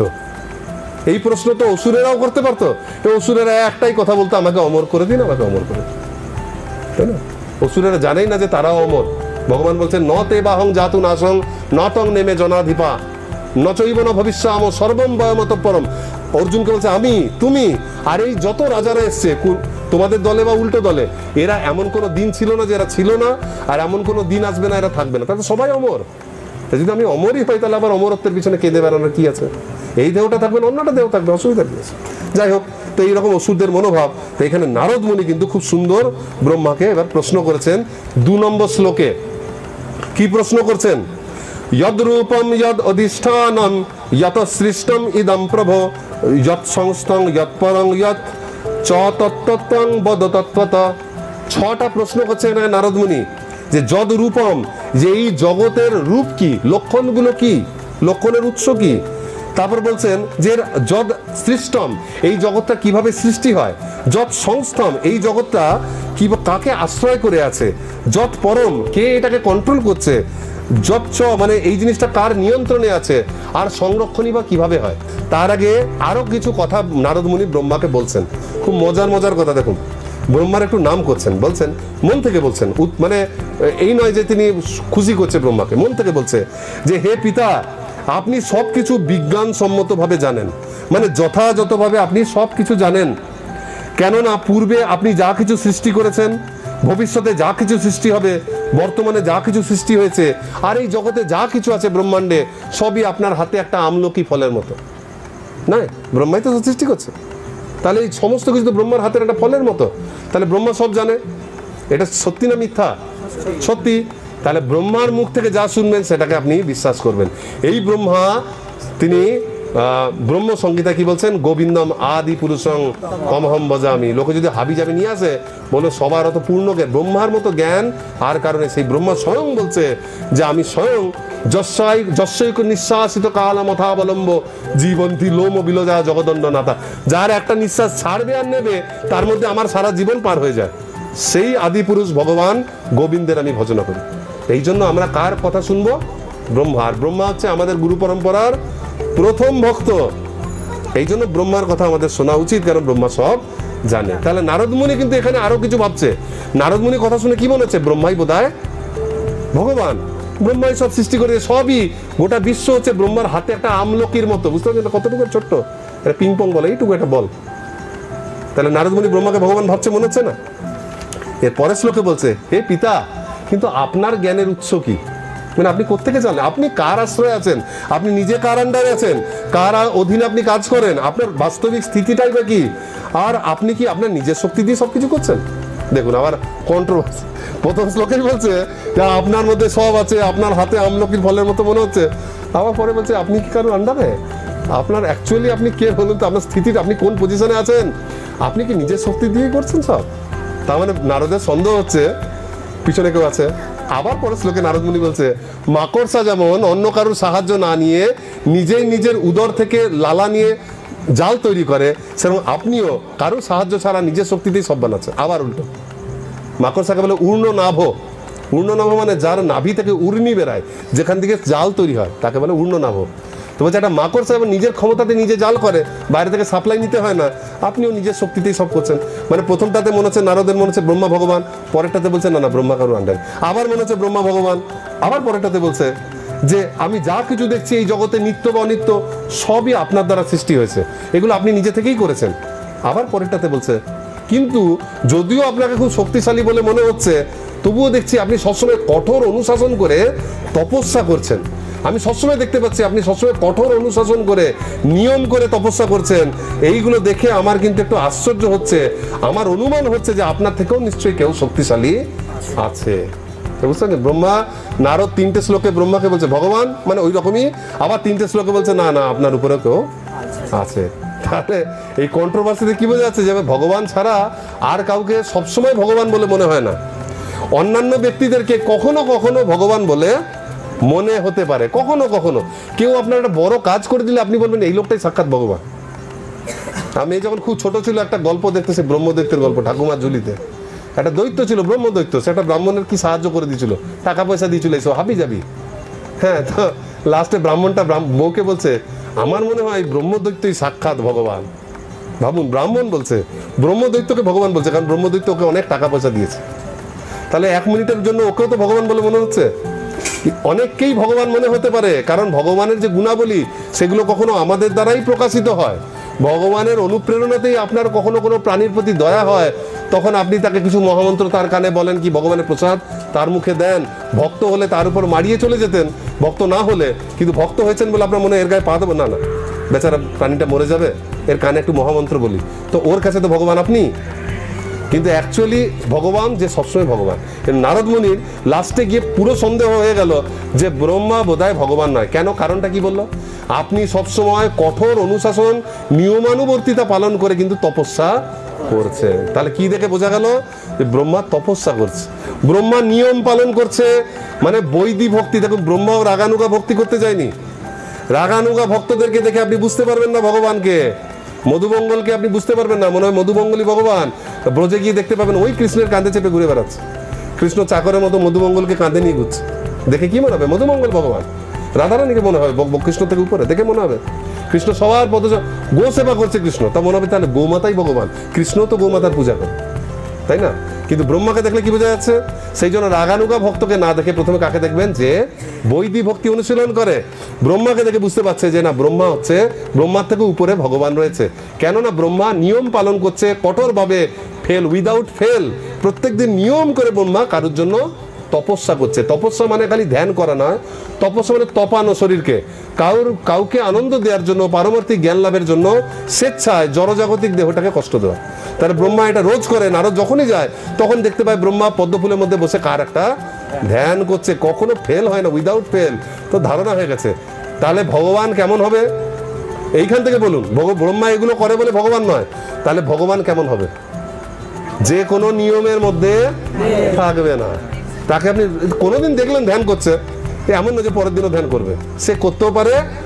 সে কখনো নরনারায়ণ হয়ে নিজেই ধ্যান করছে, ভগবান হয়ে এসছে। আবার যখন কৃষ্ণ চলেছে কোনো ধ্যান ট্যানই নাই। আবার নারায়ণ হয়ে তিনি সারাদিন শুয়েই আছেন। কখনো রামচন্দ্র হয়ে দেখাচ্ছেন এই ভোরে উঠতে হয়, এইরকম পিতামাতার পদসেবা করতে হয়, এই করতে হয়। আবার যখন কৃষ্ণ এসছেন ঘুম থেকে উঠে মুখটুকু ধুচ্ছে না, বিছানায় বসে সব খেয়ে নিচ্ছে। বলে এ কি করে ভগবান হতে পারে? ভগবান এই যে ব্যক্তি কারোর কোনো নিয়মের মধ্যে পড়ে না, সব কিছুর ঊর্ধ্বে, যাকে কোনো নিয়মে বাঁধা যায় না, সে হচ্ছে অ্যাকচুয়াল ভগবান। আর যে নিয়ম মেনে চলে সে হচ্ছে ভগবানের প্রিয়।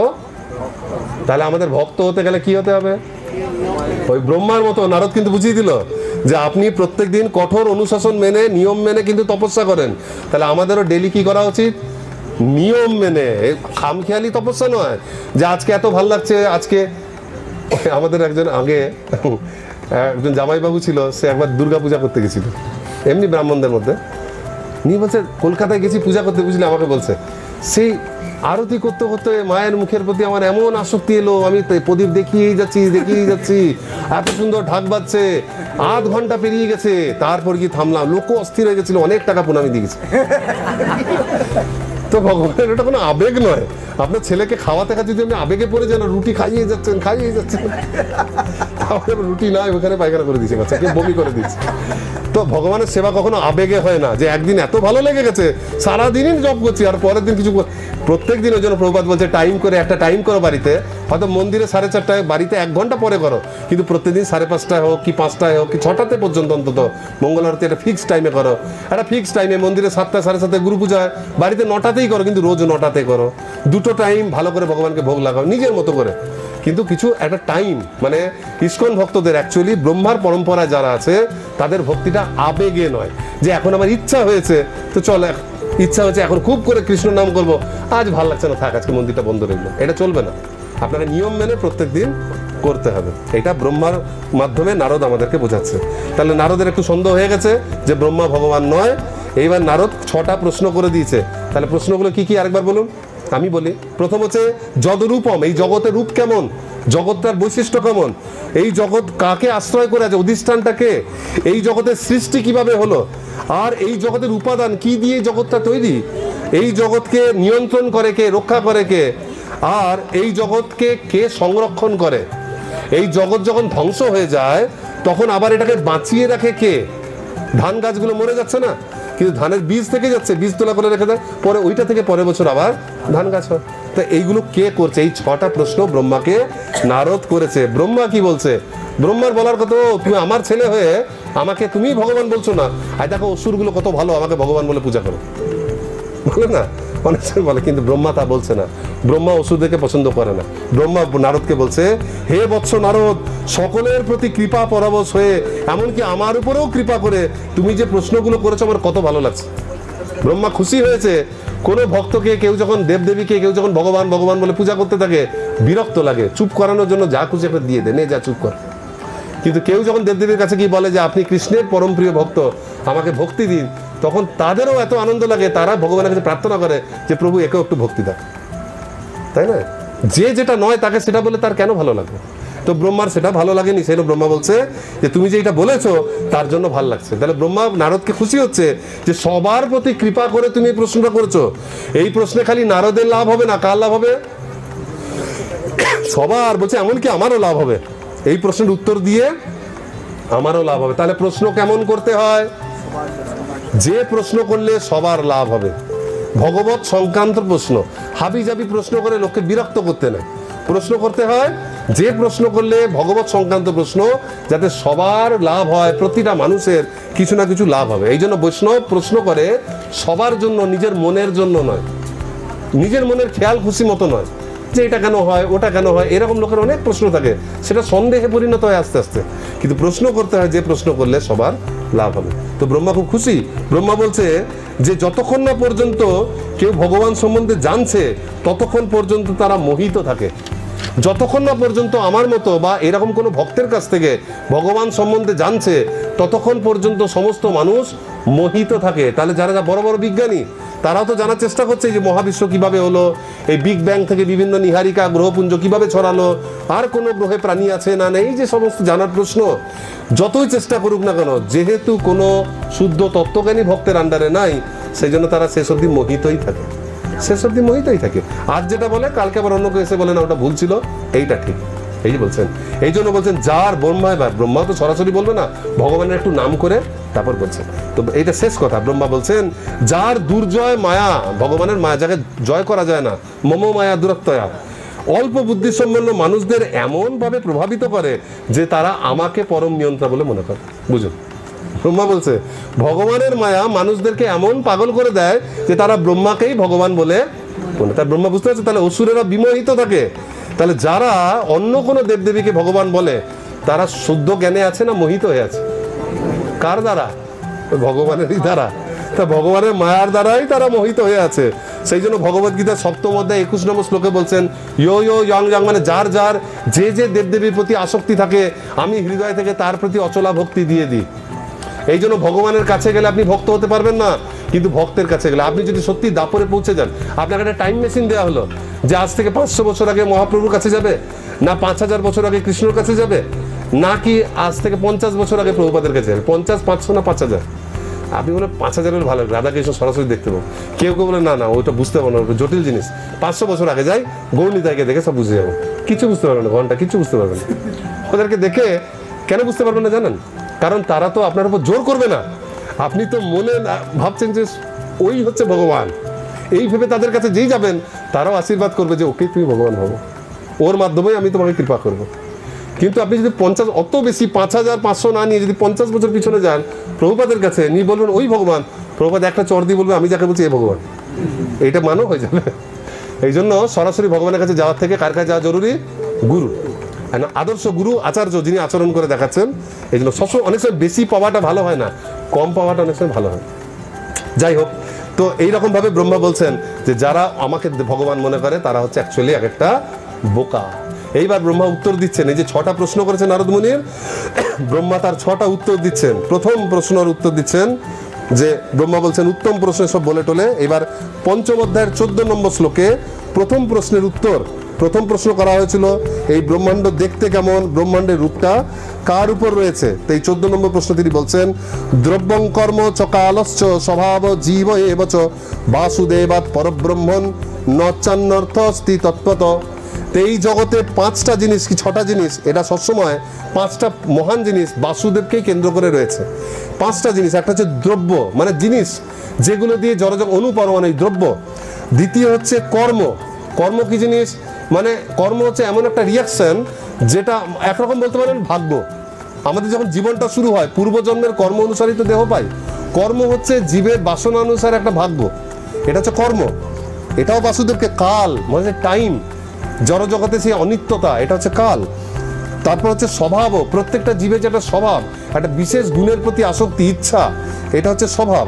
আর হচ্ছে জীব, জীব স্বয়ং, এই যে জীবাত্মা আমরা যারা চিন্ময় জগৎ থেকে এসে পড়েছি, এই 5 জীবাত্মা এরা সকলেই হচ্ছে মানে দ্রব্য, কর্ম, কাল, স্বভাব আর জীব। এই 5 জনই কার থেকে এসছে? বাসুদেবের কাছ থেকে এসছে। তাহলে দ্রব্য যেগুলো দিয়ে আমি জগৎটাকে দেখতে পাচ্ছি, প্রত্যেকটা জীব, আমাদের জীবাত্মা যেই শরীরের মধ্যে ঢুকেছে, এই জীবাত্মার যে ইচ্ছা সেই অনুসারে সে যে কাজ করছে, তার যে স্বভাব, সবকিছুর উৎসকে বাসুদেব। ধ্রুব মহারাজ যাকে পূজা করছেন ওম নমো ভগবতে বাসুদেবায়, সেই ভগবান বাসুদেব। এই বাসুদেব সংকর্ষণ প্রদ্যুম্ন অনিরুদ্ধ যারা বলদেব থেকে আসে, আর তিনি আসেন কৃষ্ণর কাছ থেকে। তাহলে সেই ভগবান শ্রীকৃষ্ণ হচ্ছেন সবকিছুর মূল উৎস। তাহলে প্রথমটা পাওয়া গেল যে এই সমস্ত জগতের উৎসকে বিজ্ঞানীরা বলে বিগ ব্যাং থেকে সবকিছু ছড়িয়েছিল। আর কার থেকে ছড়িয়েছিল? সেই হচ্ছে মেন বাসুদেব। ওরা খালি দ্রব্য নিয়ে বলে, দ্রব্য আর শক্তি, এর বেশি বলতে পারে না, জ্ঞান কর্ম স্বভাব জানে না। যাই হোক, এর পরের প্রশ্ন ছিল যে দ্বিতীয় প্রশ্ন, এই জড়জগৎ কার আশ্রয়ে আছে, কার অধিষ্ঠানের মধ্যে আছে, কার উপর অধিষ্ঠান মানে কার উপর বেশ করে এই জগৎটা আছে। নারায়ণ পরাবেদা দেবা নারায়ণ গজা নারায়ণ পরালোকা নারায়ণ পরামখা নারায়ণ পরযোগ নারায়ণ পরং তপ নারায়ণ পরং জ্ঞানং নারায়ণ পরাগতি। কতবার নারায়ণ নারায়ণ বলো, এমনিতেই শুদ্ধ হয়ে গেলাম আমরা 4বার শ্লোকটা বলে। তো নারায়ণ পরাবেদা, বেদ বলছে, বেদ, সমস্ত দেবতা, সমস্ত লোক মানে জগৎ আর সমস্ত যজ্ঞ, এসবের উৎস হচ্ছে নারায়ণ। সমস্ত যোগ, ভক্তি যোগ, জ্ঞান যোগ, ধ্যান যোগ, যাই করুন না কেন সব কিছুর উৎস, সমস্ত রকম তপস্যা, সমস্ত জ্ঞান আর লাস্টে যে গতি যাকে আমরা প্রাপ্ত হলে আর ফিরে আসতে হবে না, এই সবই হচ্ছে নারায়ণ। 8টা জিনিসের তত্ত্ব হচ্ছে নারায়ণ। বেদ, গতি, জ্ঞান, তপ, যোগ, মখ, লোক আর দেব, এই 8টা জিনিসেরই উৎস হচ্ছে নারায়ণ। তাহলে দুটো উত্তর পেলাম। বাসুদেব মানে সেই ভগবানেরই অংশ, তাকে দিয়ে তার উপর তারই রূপটা হচ্ছে জগৎ, আর এই জগতের সমস্ত অধিষ্ঠান কার উপর বেশ ভিতটাকে, সেই নারায়ণ। দুটো প্রশ্নের উত্তর হলো। এবার 3 নম্বর প্রশ্ন করছেন। 3 নম্বর প্রশ্নে নারদ বলেছিলেন যে এই জগৎ কিভাবে সৃষ্টি হলো, যৎ সৃষ্টম, কিভাবে সৃষ্টি হয়েছে, সেইটার উত্তর এবার দেয়া হচ্ছে। এটা একটা বড় উত্তর, 21 থেকে 35 মানে 15টা শ্লোকে উত্তর দিচ্ছেন। 21 থেকে 31 হচ্ছে কারণ সৃষ্টি, আর 32 থেকে 35 হচ্ছে কার্য সৃষ্টি। কারণ সৃষ্টি, কার্য সৃষ্টি। বলবে এই মাইকটা কিভাবে চলছে, বেশি বলতে কোনটা লাগবে, যে এই মাইকটা কিভাবে কাজ করে, কিভাবে কারেন্ট, ওইটা বলতে বেশি লাগবে, লাস্টে বলবো সব করার পর অন করে এই হ্যালো বলবো আর ওখান দিয়ে আওয়াজ বেরোবে, এইটা বলতে বেশি লাগছে। বেশি বলতে হচ্ছে ওই জড়জাগতিক জিনিসটা কিভাবে যন্ত্র কাজ করে, কিভাবে তার কাজ করে, এই ওই হাবি জাবি। তো এইরকম তিনি এই দুটো ভাগে বলছে, একটা হচ্ছে কারণ সৃষ্টি, একটা হচ্ছে কার্য সৃষ্টি। কিভাবে এই জড়জগৎ সৃষ্টি হয়, কিভাবে এই জড়জগৎ চলে। তো এই জড়জগৎ সৃষ্টির কারণ এটা ছোট্ট করে বলছি। আমরা সবাই অনেকেই জানি যে জগৎ সৃষ্টি কিভাবে, চিন্ময় জগৎ, এই জগৎটা গোটাটাই চিন্ময় জগৎ। চিন্ময় জগতের ব্রহ্মজ্যোতির চিদ আকাশে এক কোণাতে এক খণ্ড মেঘের উৎপত্তি হয়।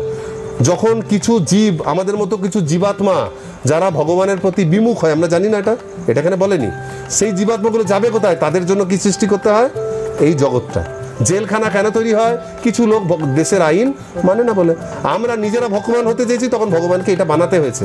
সেইটা যেটা বানিয়েছে ভগবান, একখণ্ড মেঘ, সেই মেঘের নাম হচ্ছে মহত্তত্ত্ব। নাম শুনেছেন? কি নাম? এই মহত্তত্ত্বের ভিতর ভগবান বলরামে যে মহাসংকর্ষণ থেকে একজন বিষ্ণু তৈরি হয়েছে, তার নাম হচ্ছে মহাবিষ্ণু। এই মহাবিষ্ণু ওই মেঘের মধ্যে ঢুকে শুয়ে পড়েছেন এবং তার ঘামতে শুরু করেছেন। তার শরীর থেকে শ্বেত বিন্দু থেকে একটা সমুদ্র তৈরি হয়েছে। এই জলটাকে কি বলে? কারণ সমুদ্র, কারণ বাড়ি। তার মহাবিষ্ণুর আরেক নাম হচ্ছে কারণোদকশায়ী বিষ্ণু। বলেন হ্যাঁ প্রভু, এরপর জানি। কারণোদকশায়ী বিষ্ণু যেই নিঃশ্বাস ছাড়ে অমনি তার লোমকূপ থেকে ব্রহ্মাণ্ড বেরায়, তারপর প্রত্যেকের মধ্যে এই তো শুরু হয়ে গেল চেন রিয়াকশন। এখানে ওইটাকেও ব্যাখ্যা করেছে, ওটা তো সহজ নয়। মানে কারণোদকশায়ী বিষ্ণু নিঃশ্বাস ছাড়ে আর দুঃখ করে হয়ে যায়, অত সহজে হয় না। তো এখানে একটু বলেছে, একটু শুনুন, ভালো লাগবে। প্রথম কারণোদকশায়ী বিষ্ণু শয়ন করেন, আর সমস্ত জড়জগৎ সৃষ্টির যে উপাদান, একটা মিস্ত্রি যখন ঘর তৈরি করে তখন তাকে তো ইট, বালি, সিমেন্ট, রড এগুলো দেখা যায় তো নাকি? ও শরীরের মধ্যে লুকিয়ে নিয়ে আসে নাকি? তো দেখা যায় যে পড়ে আছে, করলে করবে, না করলে পড়ে থাকবে। কিন্তু কারণোদকশায়ী বিষ্ণুর ওইগুলো নেই, তত্ত্বগুলো সূক্ষ্ম রূপে তার ভিতরে রয়েছে। এই জড়জগৎ সৃষ্টির যে 24 তত্ত্ব, এই তত্ত্ব তখনও প্রকাশিত হয়নি। কার মধ্যে আছে? কারণোদক বিষ্ণুর ভিতরে আছে। কারণোদকশায়ী বিষ্ণু তার অন্তরে সবকিছু নিয়ে আসে। প্রথম মহত্তত্ত্বের মধ্যে শুয়ে তিনি প্রথম কাজটা কি করেন? প্রথম তিনি কাল সৃষ্টি করেন। চিন্ময় জগতে কাল বা সময় বলে কিছু নেই, যা আছে সব নিত্য চিরকাল। কিন্তু ভগবান এইখানে আমাদেরকে একদিনের রাজা করেছে। ওই একদিনের মানে একটা জীবন তুমি একটু ভোগ করো, এই জন্য তখন এইখানে একটা টাইম পিরিয়ড বেঁধে দেওয়া হয়েছে যে এই সময় থেকে এই সময় পর্যন্ত তুমি মানুষ হয়ে জন্মাও, তারপর যেরকম করবে ফিরেও আসতে পারো, নয়তো নিচে চলে যাবে। এই যে কাল সৃষ্টি করে দিল, ফলে এই জড়জগতে বর্তমান বলে কিছু নাই, সব কিছু ভবিষ্যৎ, যেটা এসে অতীত হয়ে যাচ্ছে, তাই না? এই আজকে 8টা 8:30 ভবিষ্যৎ ছিল একটু আগে যে হবে, এখন হয়ে পেরিয়ে গেল। ভবিষ্যৎ অতীত হয়ে যাচ্ছে এই জড়জগতে বর্তমান বলে কিছু। তাহলে প্রথম কালকে সৃষ্টি করলেন, তা কালের পিতাকে মহাবিষ্ণু।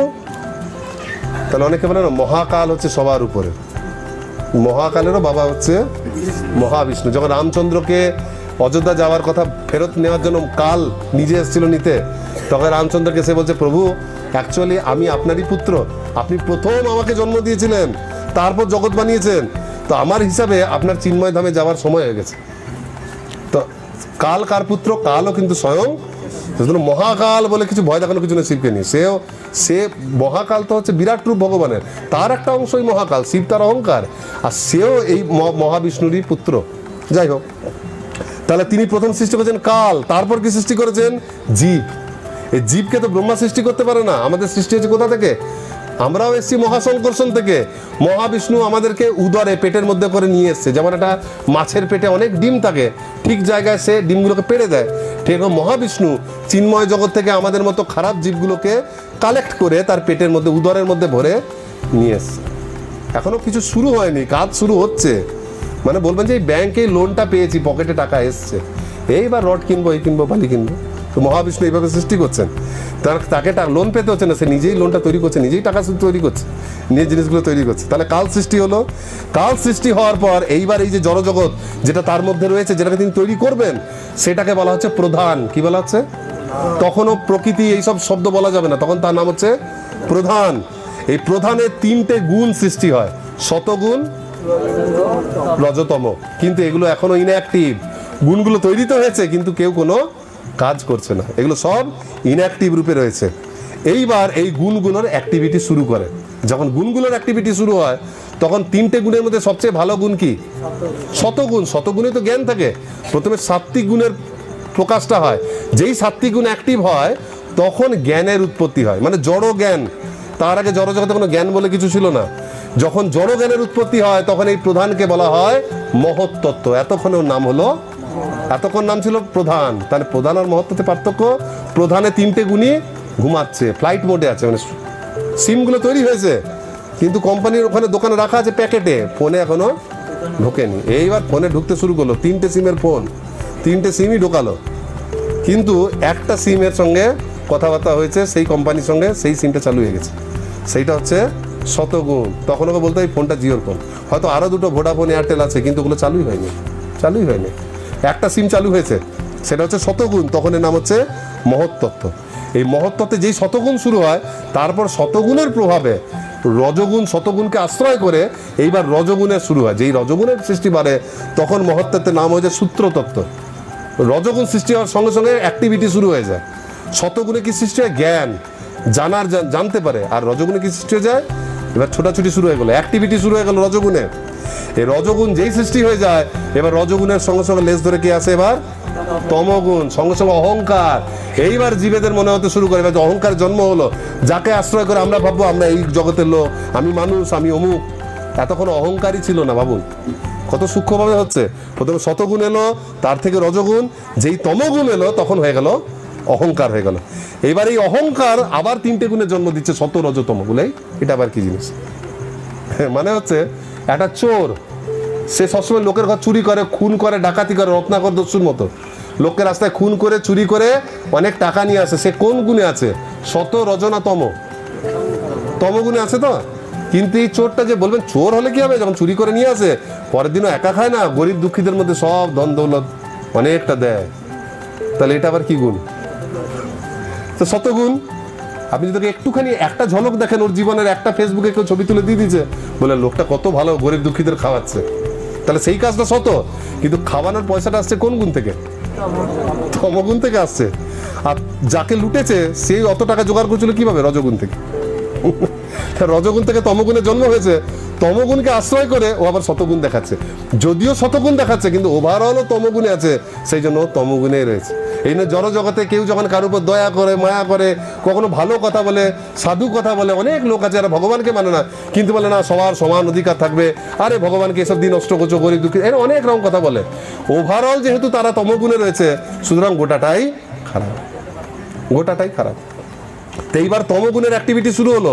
তমগুণের আন্ডারে এবার শতগুণ, রজগুণ, তমগুণ। তাহলে জড় জগতে কোনো গুণটাই পিওর নয়, সব একটা একটার সঙ্গে মিশে আছে। এইবার সাত্ত্বিক, রাজসিক, তামসিক গুণ হলো। সাত্ত্বিক গুণ দিয়ে এলো অধিদৈব, মানে কর্তা ভাব। সাত্ত্বিক গুণ দিয়ে এলো জ্ঞান শক্তি। সাত্ত্বিক গুণ থেকে জ্ঞান, এবার জীব জানতে পারছে আমি হচ্ছে কর্তা, আমি করছি। আর রজগুণ থেকে এসছে কারণ শক্তি। শতগুণ থেকে জ্ঞান শক্তি, রজগুণ থেকে কারণ শক্তি, মানে এবার অ্যাক্টিভিটি, কাজগুলো। আর তমগুণ থেকে হচ্ছে দ্রব্য শক্তি, জিনিসগুলো। সাত্ত্বিক, রাজসিক, তামসিক। যে ব্যক্তি সাত্ত্বিক হয় সে জানতে পারে এই যে জগতে কি চলছে। দেখবেন এমনিও ভাবুন, যারা বুদ্ধিমান লোক তারা একটু করে বলে দেবে যে দেশে এমন রাজনীতি চলছে, 5 বছর পর এই অ্যাকশনের ফলে এইরকম এরকম জিনিসগুলো হবে, সমাজে এই জিনিসগুলো হবে। প্রভুপাদ 50 বছর আগে বলে দিয়েছে যে আমাদের প্রচার এইভাবে করতে হবে, 10,000 বছর পর্যন্ত এইভাবে করতে হবে। বুদ্ধিমান মানুষ আগে বুঝতে পারে যে কোথায় কি হবে, সেই বুঝেও কিন্তু সে ওটার মধ্যে নাক গলায় না যে হবে হোক। আর যারা একটু রাজসিক মানুষ তারা আগে বুঝতে পারে না, যখন হয় আরে এরকম হচ্ছে চল সবাইকে মেরে ফেলতে হবে, আন্দোলন করতে হবে, এই করতে হবে, তারা হইচই লাগিয়ে দেয়, তারা ওটার মধ্যে অংশগ্রহণ করতে চায়। বুদ্ধিমান মানুষ সব জানে, কিছু করে না। রাজসিক মানুষ, সাত্ত্বিক মানুষ। আর রাজসিক মানুষ জেনে যখন জানতে পারে ওর মধ্যে ঢুকে গিয়ে কিছু একটা করতে চায়, আমি ওটার একটা অংশগ্রহণ করবো। আর তামসিক মানুষ তার উপর জিনিসটা হয়, সে কিছু করতেও পারে না, জানতেও পারে না, অ্যাকচুয়ালি ওরা যে হুরুম হারুম করছে তার প্রভাবটা তামসিকের উপরে এসে পড়ে। তারা বুঝতে পারবে, হচ্ছে সবচেয়ে নিচের বস্তু। তো এই তামসিক গুণে এইভাবে 3টে জিনিস হলো। তাহলে 3টে জিনিস জন্মালো, জ্ঞান শক্তি, ক্রিয়া শক্তি আর দ্রব্য শক্তি। সাত্ত্বিক, রাজসিক, তামসিক। আদি দৈব, আদি ভৌত আর আদি আত্ম। শুনেছিলেন না ভগবান বলছে আদি দৈব কি, আদি ভৌত কি? তো আদি দৈব হচ্ছে জ্ঞান শক্তি যে সবকিছুকে চালায়। আদি আত্ম হচ্ছে সূক্ষ্ম জিনিস যেটা কাজটা, অ্যাক্টিভিটিটা। আর আদি ভূত হচ্ছে এই পঞ্চ মহাভূত। এই আদি দৈব থেকে কি সৃষ্টি হয়? মন আর 10 রকমের দেবতা যারা আমাদের ইন্দ্রিয়গুলোকে নিয়ন্ত্রণ করে। আপনি বলবেন আপনার ইন্দ্রিয়কে আবার কে নিয়ন্ত্রণ করে? হ্যাঁ 5 মিনিট আছে, এই তো আমার কাছে ঘড়ি আছে। আদি দৈবকে ভগবান নিয়ন্ত্রণ করে, আদি দৈবকে ভগবানের কিছু ভক্ত নিয়ন্ত্রণ করেন, বলে আমার শরীরকে আমি ছাড়া কে নিয়ন্ত্রণ করি? আপনার এই চোখকে নিয়ন্ত্রণ করছে এই আলোটা, মানে ফট করে লাইটটা অফ হয়ে গেলে আপনি দেখতে পাবেন না। তা এইরকম সূর্য অ্যাকচুয়ালি এই আলোটা সূর্য থেকেই আসছে ঘুরে ফিরে, সূর্য নিয়ন্ত্রণ করে চোখকে। এইরকম দেবতারা, যে দেবতারা আমাদের ইন্দ্রিয়গুলোকে নিয়ন্ত্রণ করে তারা জন্মায় সাত্ত্বিক গুণ থেকে, আদি দৈব থেকে। আর আদি আত্ম যার কারণে কাজগুলো হয় সেখান থেকে জন্মায় কি আমাদের 10টা ইন্দ্রিয় আর প্রাণ। ইন্দ্রিয়গুলো আছে বলে আপনি কাজ করছেন, আপনার কান আছে বলে শুনছেন, আবার জিভ আছে বলে শুনতে ইচ্ছা করছে না। টাইম হয়ে যাচ্ছে এবার। তো এগুলো কিন্তু এই যে ইন্দ্রিয়গুলো আসছে কোথা থেকে? ওই আদি আত্ম থেকে। আর লাস্ট হচ্ছে আদিভূত। এবার শুনতে ইচ্ছা করছে, খেতে ইচ্ছা করছে, জিনিসটা না তাহলে কি খাবেন? সেটা হচ্ছে ভূত। এই 3টে ভাগ হয়ে গেল। আদিভূত থেকে কি জন্মাচ্ছে? পঞ্চ তন্মাত্র আর পঞ্চ বিষয়। একটুখানি জিনিস, তাহলে এই চ্যাপ্টারটা শেষ হয়ে যাবে। পঞ্চ তন্মাত্র, তাহলে 3টে জিনিস হলো। সাত্ত্বিক গুণ থেকে এলো আদি দৈব, সেখান থেকে 10 জন দেবতা যারা আমাদের ইন্দ্রিয়গুলোকে নিয়ন্ত্রণ করে, প্লাস মন। তারপর হলো আদি আত্ম, যেটা হচ্ছে ক্রিয়া শক্তি, সেখান থেকে এলো আমাদের 10 রকম ইন্দ্রিয় আর প্রাণ, যেটা আমাদের শরীরকে কন্ট্রোল করে। এইবার আসছে আদিভূত, সেইখান থেকে 5টা তন্মাত্র আর 5টা ভূত, পঞ্চমহাভূত। কিভাবে আসছে? 1 বাই 1 দেখুন। প্রথম আসছে শব্দ। শব্দ হচ্ছে প্রথম তন্মাত্র, প্রথম ভূত, সবচেয়ে সূক্ষ্ম। শব্দ হচ্ছে সবচেয়ে সূক্ষ্ম। শব্দ থেকে সৃষ্টি হলো ব্যোম বা আকাশের। আকাশের একটাই তত্ত্ব আছে, দেখবেন আকাশকে না ছোঁয়া যায়, অন্ধকার মহাশূন্যকে ছোঁয়া যায়, দেখা যায়, স্বাদ আছে, গন্ধ আছে, কিন্তু শব্দ আছে। মহাকাশের মধ্য দিয়ে কিন্তু বেতার তরঙ্গ যায় না। মঙ্গল গ্রহতে খবর পাঠাচ্ছে, অমুক একটা নাসা একটা স্যাটেলাইট পাঠিয়েছিল, তাহলে মহাকাশের মধ্যে শব্দ। তাহলে শব্দ থেকে আসছে ব্যোম বা মহাকাশ। এই মহাকাশের থেকে এবার আরেকটা জিনিস তৈরি হলো স্পর্শ।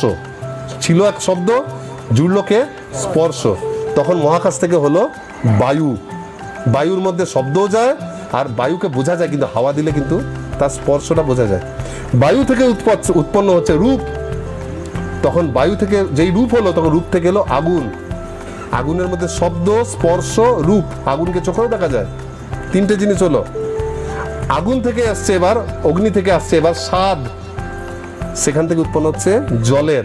জলের মধ্যে শব্দ আছে, স্পর্শ আছে, স্বাদ আছে, রূপও আছে। এইটা থেকে আসছে গন্ধ। গন্ধ থেকে উৎপন্ন হচ্ছে মাটি বা ক্ষিতি তত্ত্ব। মাটির মধ্যে 5টা মহাভূত, ও সবচেয়ে স্থূল। তাহলে কিভাবে সূক্ষ্মাতি সূক্ষ্ম জিনিস থেকে স্থূল জিনিস জন্মালো বুঝতে পারলেন? বিজ্ঞানীরাই মাঝখান থেকে শুরু করে, তাও এত ভালো বলতে পারেন। এই আদি ভূতটুকু নিয়ে আলোচনা করছে। আদি আত্ম, আদি দৈব জানেই না, প্রধান কাল, 3টে গুণ তো বাদই দিন, কিন্তু সবকিছুর উৎস কে ছিল? কারণোদকসাই মহাবিষ্ণু। তাহলে সবকিছুর উৎস হচ্ছে সেই ভগবান বিষ্ণু, সেইখান থেকে আসে। এগুলো হচ্ছে কারণ সৃষ্টি। মহাবিষ্ণু, এটা প্রমাণ হচ্ছে যে মহাবিষ্ণু না চাইলে সবকিছু তৈরি হয়েও কাজ হবে না। মহাবিষ্ণু 1000 বছর ইনঅ্যাক্টিভিটির পর হঠাৎ করে নিজেকে অনন্ত রূপে বিস্তার করে দিলেন। তারই এক অংশ এবার ভগবানের মায়া শক্তি সৃষ্টি হলো। ভগবানেরই এক অংশ গর্ভদোষাই বিষ্ণু রূপে প্রত্যেকটা ব্রহ্মাণ্ডের মধ্যে প্রবেশ করে গেলেন। আর ভগবান মায়ার প্রতি দৃষ্টি দিলেন, ইমপ্রেগনেট, মায়াকে গর্ভবতী করলেন। যেই ভগবান মায়ার দিকে তাকালেন, তার উদরে আমাদের মতো যে জীবাত্মাগুলো ছিল, সেগুলো সব মায়ার গর্ভে গিয়ে পড়লো। ওই গর্ভগুলোকে নিয়ে ভগবান বিষ্ণু নিজেই আবার প্রবেশ করলেন গর্ভদোষাই বিষ্ণু রূপে। তারপর তিনি জন্ম দিলেন ব্রহ্মার। এবার ব্রহ্মাকে বলছে তুমি আগে সব তৈরি করো ভিতরে। ব্রহ্মা সব ভূলোক, সব 14 ভুবন সমন্বিত যেই জগৎ তৈরি করলো, তারপর ব্রহ্মাকে বলছে এবার এক একটা করে শরীর তৈরি করো। আর জীবাত্মা সাপ্লাই কে দিচ্ছে? ভগবান হচ্ছে সিমের কোম্পানির মতো, সিম দিয়ে যাচ্ছে। আরও লোকাল একটা ফোনের দোকান, ও সিম ঢুকাচ্ছে আর ফোনগুলো বিক্রি করছে। লোকে ভাবছে এই বোধহয় সিম দেয়, কিন্তু সিম আসে কোথা থেকে?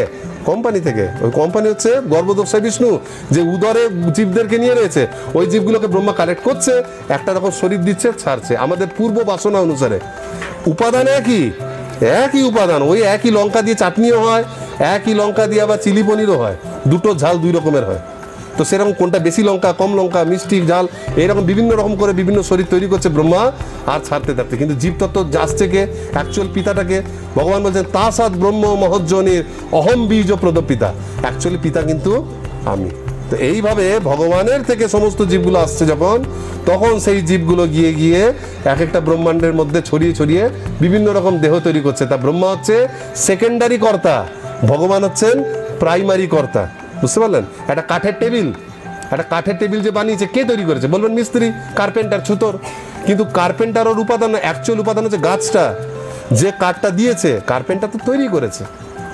যেমন যেমন চাল ডাল আটা এই যে উপাদানগুলো যে এনেছে, যে প্রভু ছেলে জন্ম দিয়ে বলে কে খাওয়াচ্ছে? প্রভু খাওয়াচ্ছে। প্রভু কোথায় খাওয়াচ্ছে? রান্না তো অন্যজন করছে, কিন্তু উপাদানগুলো তো উনি নিয়ে এসছেন। চাল ডাল আটা ময়দা চিনি তো সব কিনে এনেছে। এবার কারিগররা সেইগুলোকে মিলিয়ে ঝুলিয়ে বিভিন্ন রকম পদ বানিয়ে দিচ্ছে। ওই চাল দিয়ে একটা মিষ্টি জিনিস বানিয়ে দিচ্ছে, ওইটা দিয়ে একটা ঝাল জিনিস বানিয়ে দিচ্ছে। তা এইটা হচ্ছে ব্রহ্মার কাজ। লোকে যে খাচ্ছে দেখ প্রভু দারুণ রান্না করেছেন। তো এবার ধরুন অ্যানাউন্স হয়নি, প্রভু অ্যানাউন্স করায়নি, কেউ জানে না কে ডোনেট করেছে, তখন সবাই বলো যারা রাঁধুনি বলে প্রভু দারুণ রান্না করেছেন, মাঝে মাঝে এরকম বানিয়ে খাওয়াবেন তো। মনে মনে হাসবে যে কেউ না দিলে আমি খাওয়াবো কোথায়? কেউ জন্মদিন করবে দেবে তবে তো আমি খাওয়াবো, আমি তো রান্না করার মালিক রে ভাই, দেহার মালিক তো অন্য কেউ। একটা ছেলে রচনা এসছে পরীক্ষাতে, পরীক্ষায় প্রশ্ন এসছে, বাবাকে জিজ্ঞেস করছে বাবা একটা প্রশ্নের উত্তর বইয়ে পেলাম না, স্বাভাবিক মানে সাধারণ জ্ঞানের প্রশ্ন। বলছে কি প্রশ্ন? বলছে লিখেছে যে কোন প্রাণী আমাদেরকে দুধ দই ছানা মাখন মিষ্টি এই সব জিনিস দেয়। তো বাবা বলছে কি উত্তর লিখেছিস? বলছে বাবা তুমি তো সেই প্রাণীটা, তুমি তো দুধ দই ছানা মাখন মিষ্টি তুমি তো দাও। ও বলছে আরে আমি না একটা গরু দেয়, আমি ওর কাছে নিয়ে আসি। তো এই বাবা হচ্ছে ব্রহ্মা আমাদের কাছে, অসুরেরা ওরকমই ভাবে বাবা সব দেয়, কিন্তু সত্যিকারের মানুষ জানে যে অ্যাকচুয়াল গোমাতা হচ্ছে পরমেশ্বর ভগবান। সেই জন্য যত সৃষ্টি তত্ত্ব শুনবেন তত আপনার মাইন্ড ক্লিয়ার হবে, কখনো আপনার মাইন্ড ধোঁয়াশা হবে না। আজকে ভক্ত সঙ্গে আপনার ভগবানকে মনে হচ্ছে, কাল অভক্ত সঙ্গ করবেন তখন মনে হবে অন্য কেউ ভগবান। যতক্ষণ এই সৃষ্টি তত্ত্ব আপনার মাথায় থাকবে ততক্ষণ পর্যন্ত আপনি ফেল করবেন না। এই ভক্ত থাকার জন্য প্রথমে সৃষ্টি তত্ত্ব জানা জরুরি। এরপরের চ্যাপ্টারে আসবে যে বিরাট রূপে ভগবান পুরুষ সূক্তের, আজকে আর বলবো না, যে পুরুষ সূক্তের সূত্রের মাধ্যমে আমরা 3টে কোশ্চেনের উত্তর পেলাম। ভগবান সবকিছু রূপ, ভগবান অধিষ্ঠান, আর ভগবানই সবকিছু সৃষ্টি করে। আরো 3টে রইল, কিভাবে নিয়ন্ত্রণ করেন, কিভাবে কি। জয় গ্রন্থরাজ ভাগবতম কি জয়, সমাবেত ভক্ত বৃন্দ কি নিতাই গৌর প্রেমানন্দে। তো অসংখ্য ধন্যবাদ সময় দেওয়ার জন্য। এরপর আমরা আবার পরের দিনে বাকিটা শেষ করার চেষ্টা করব।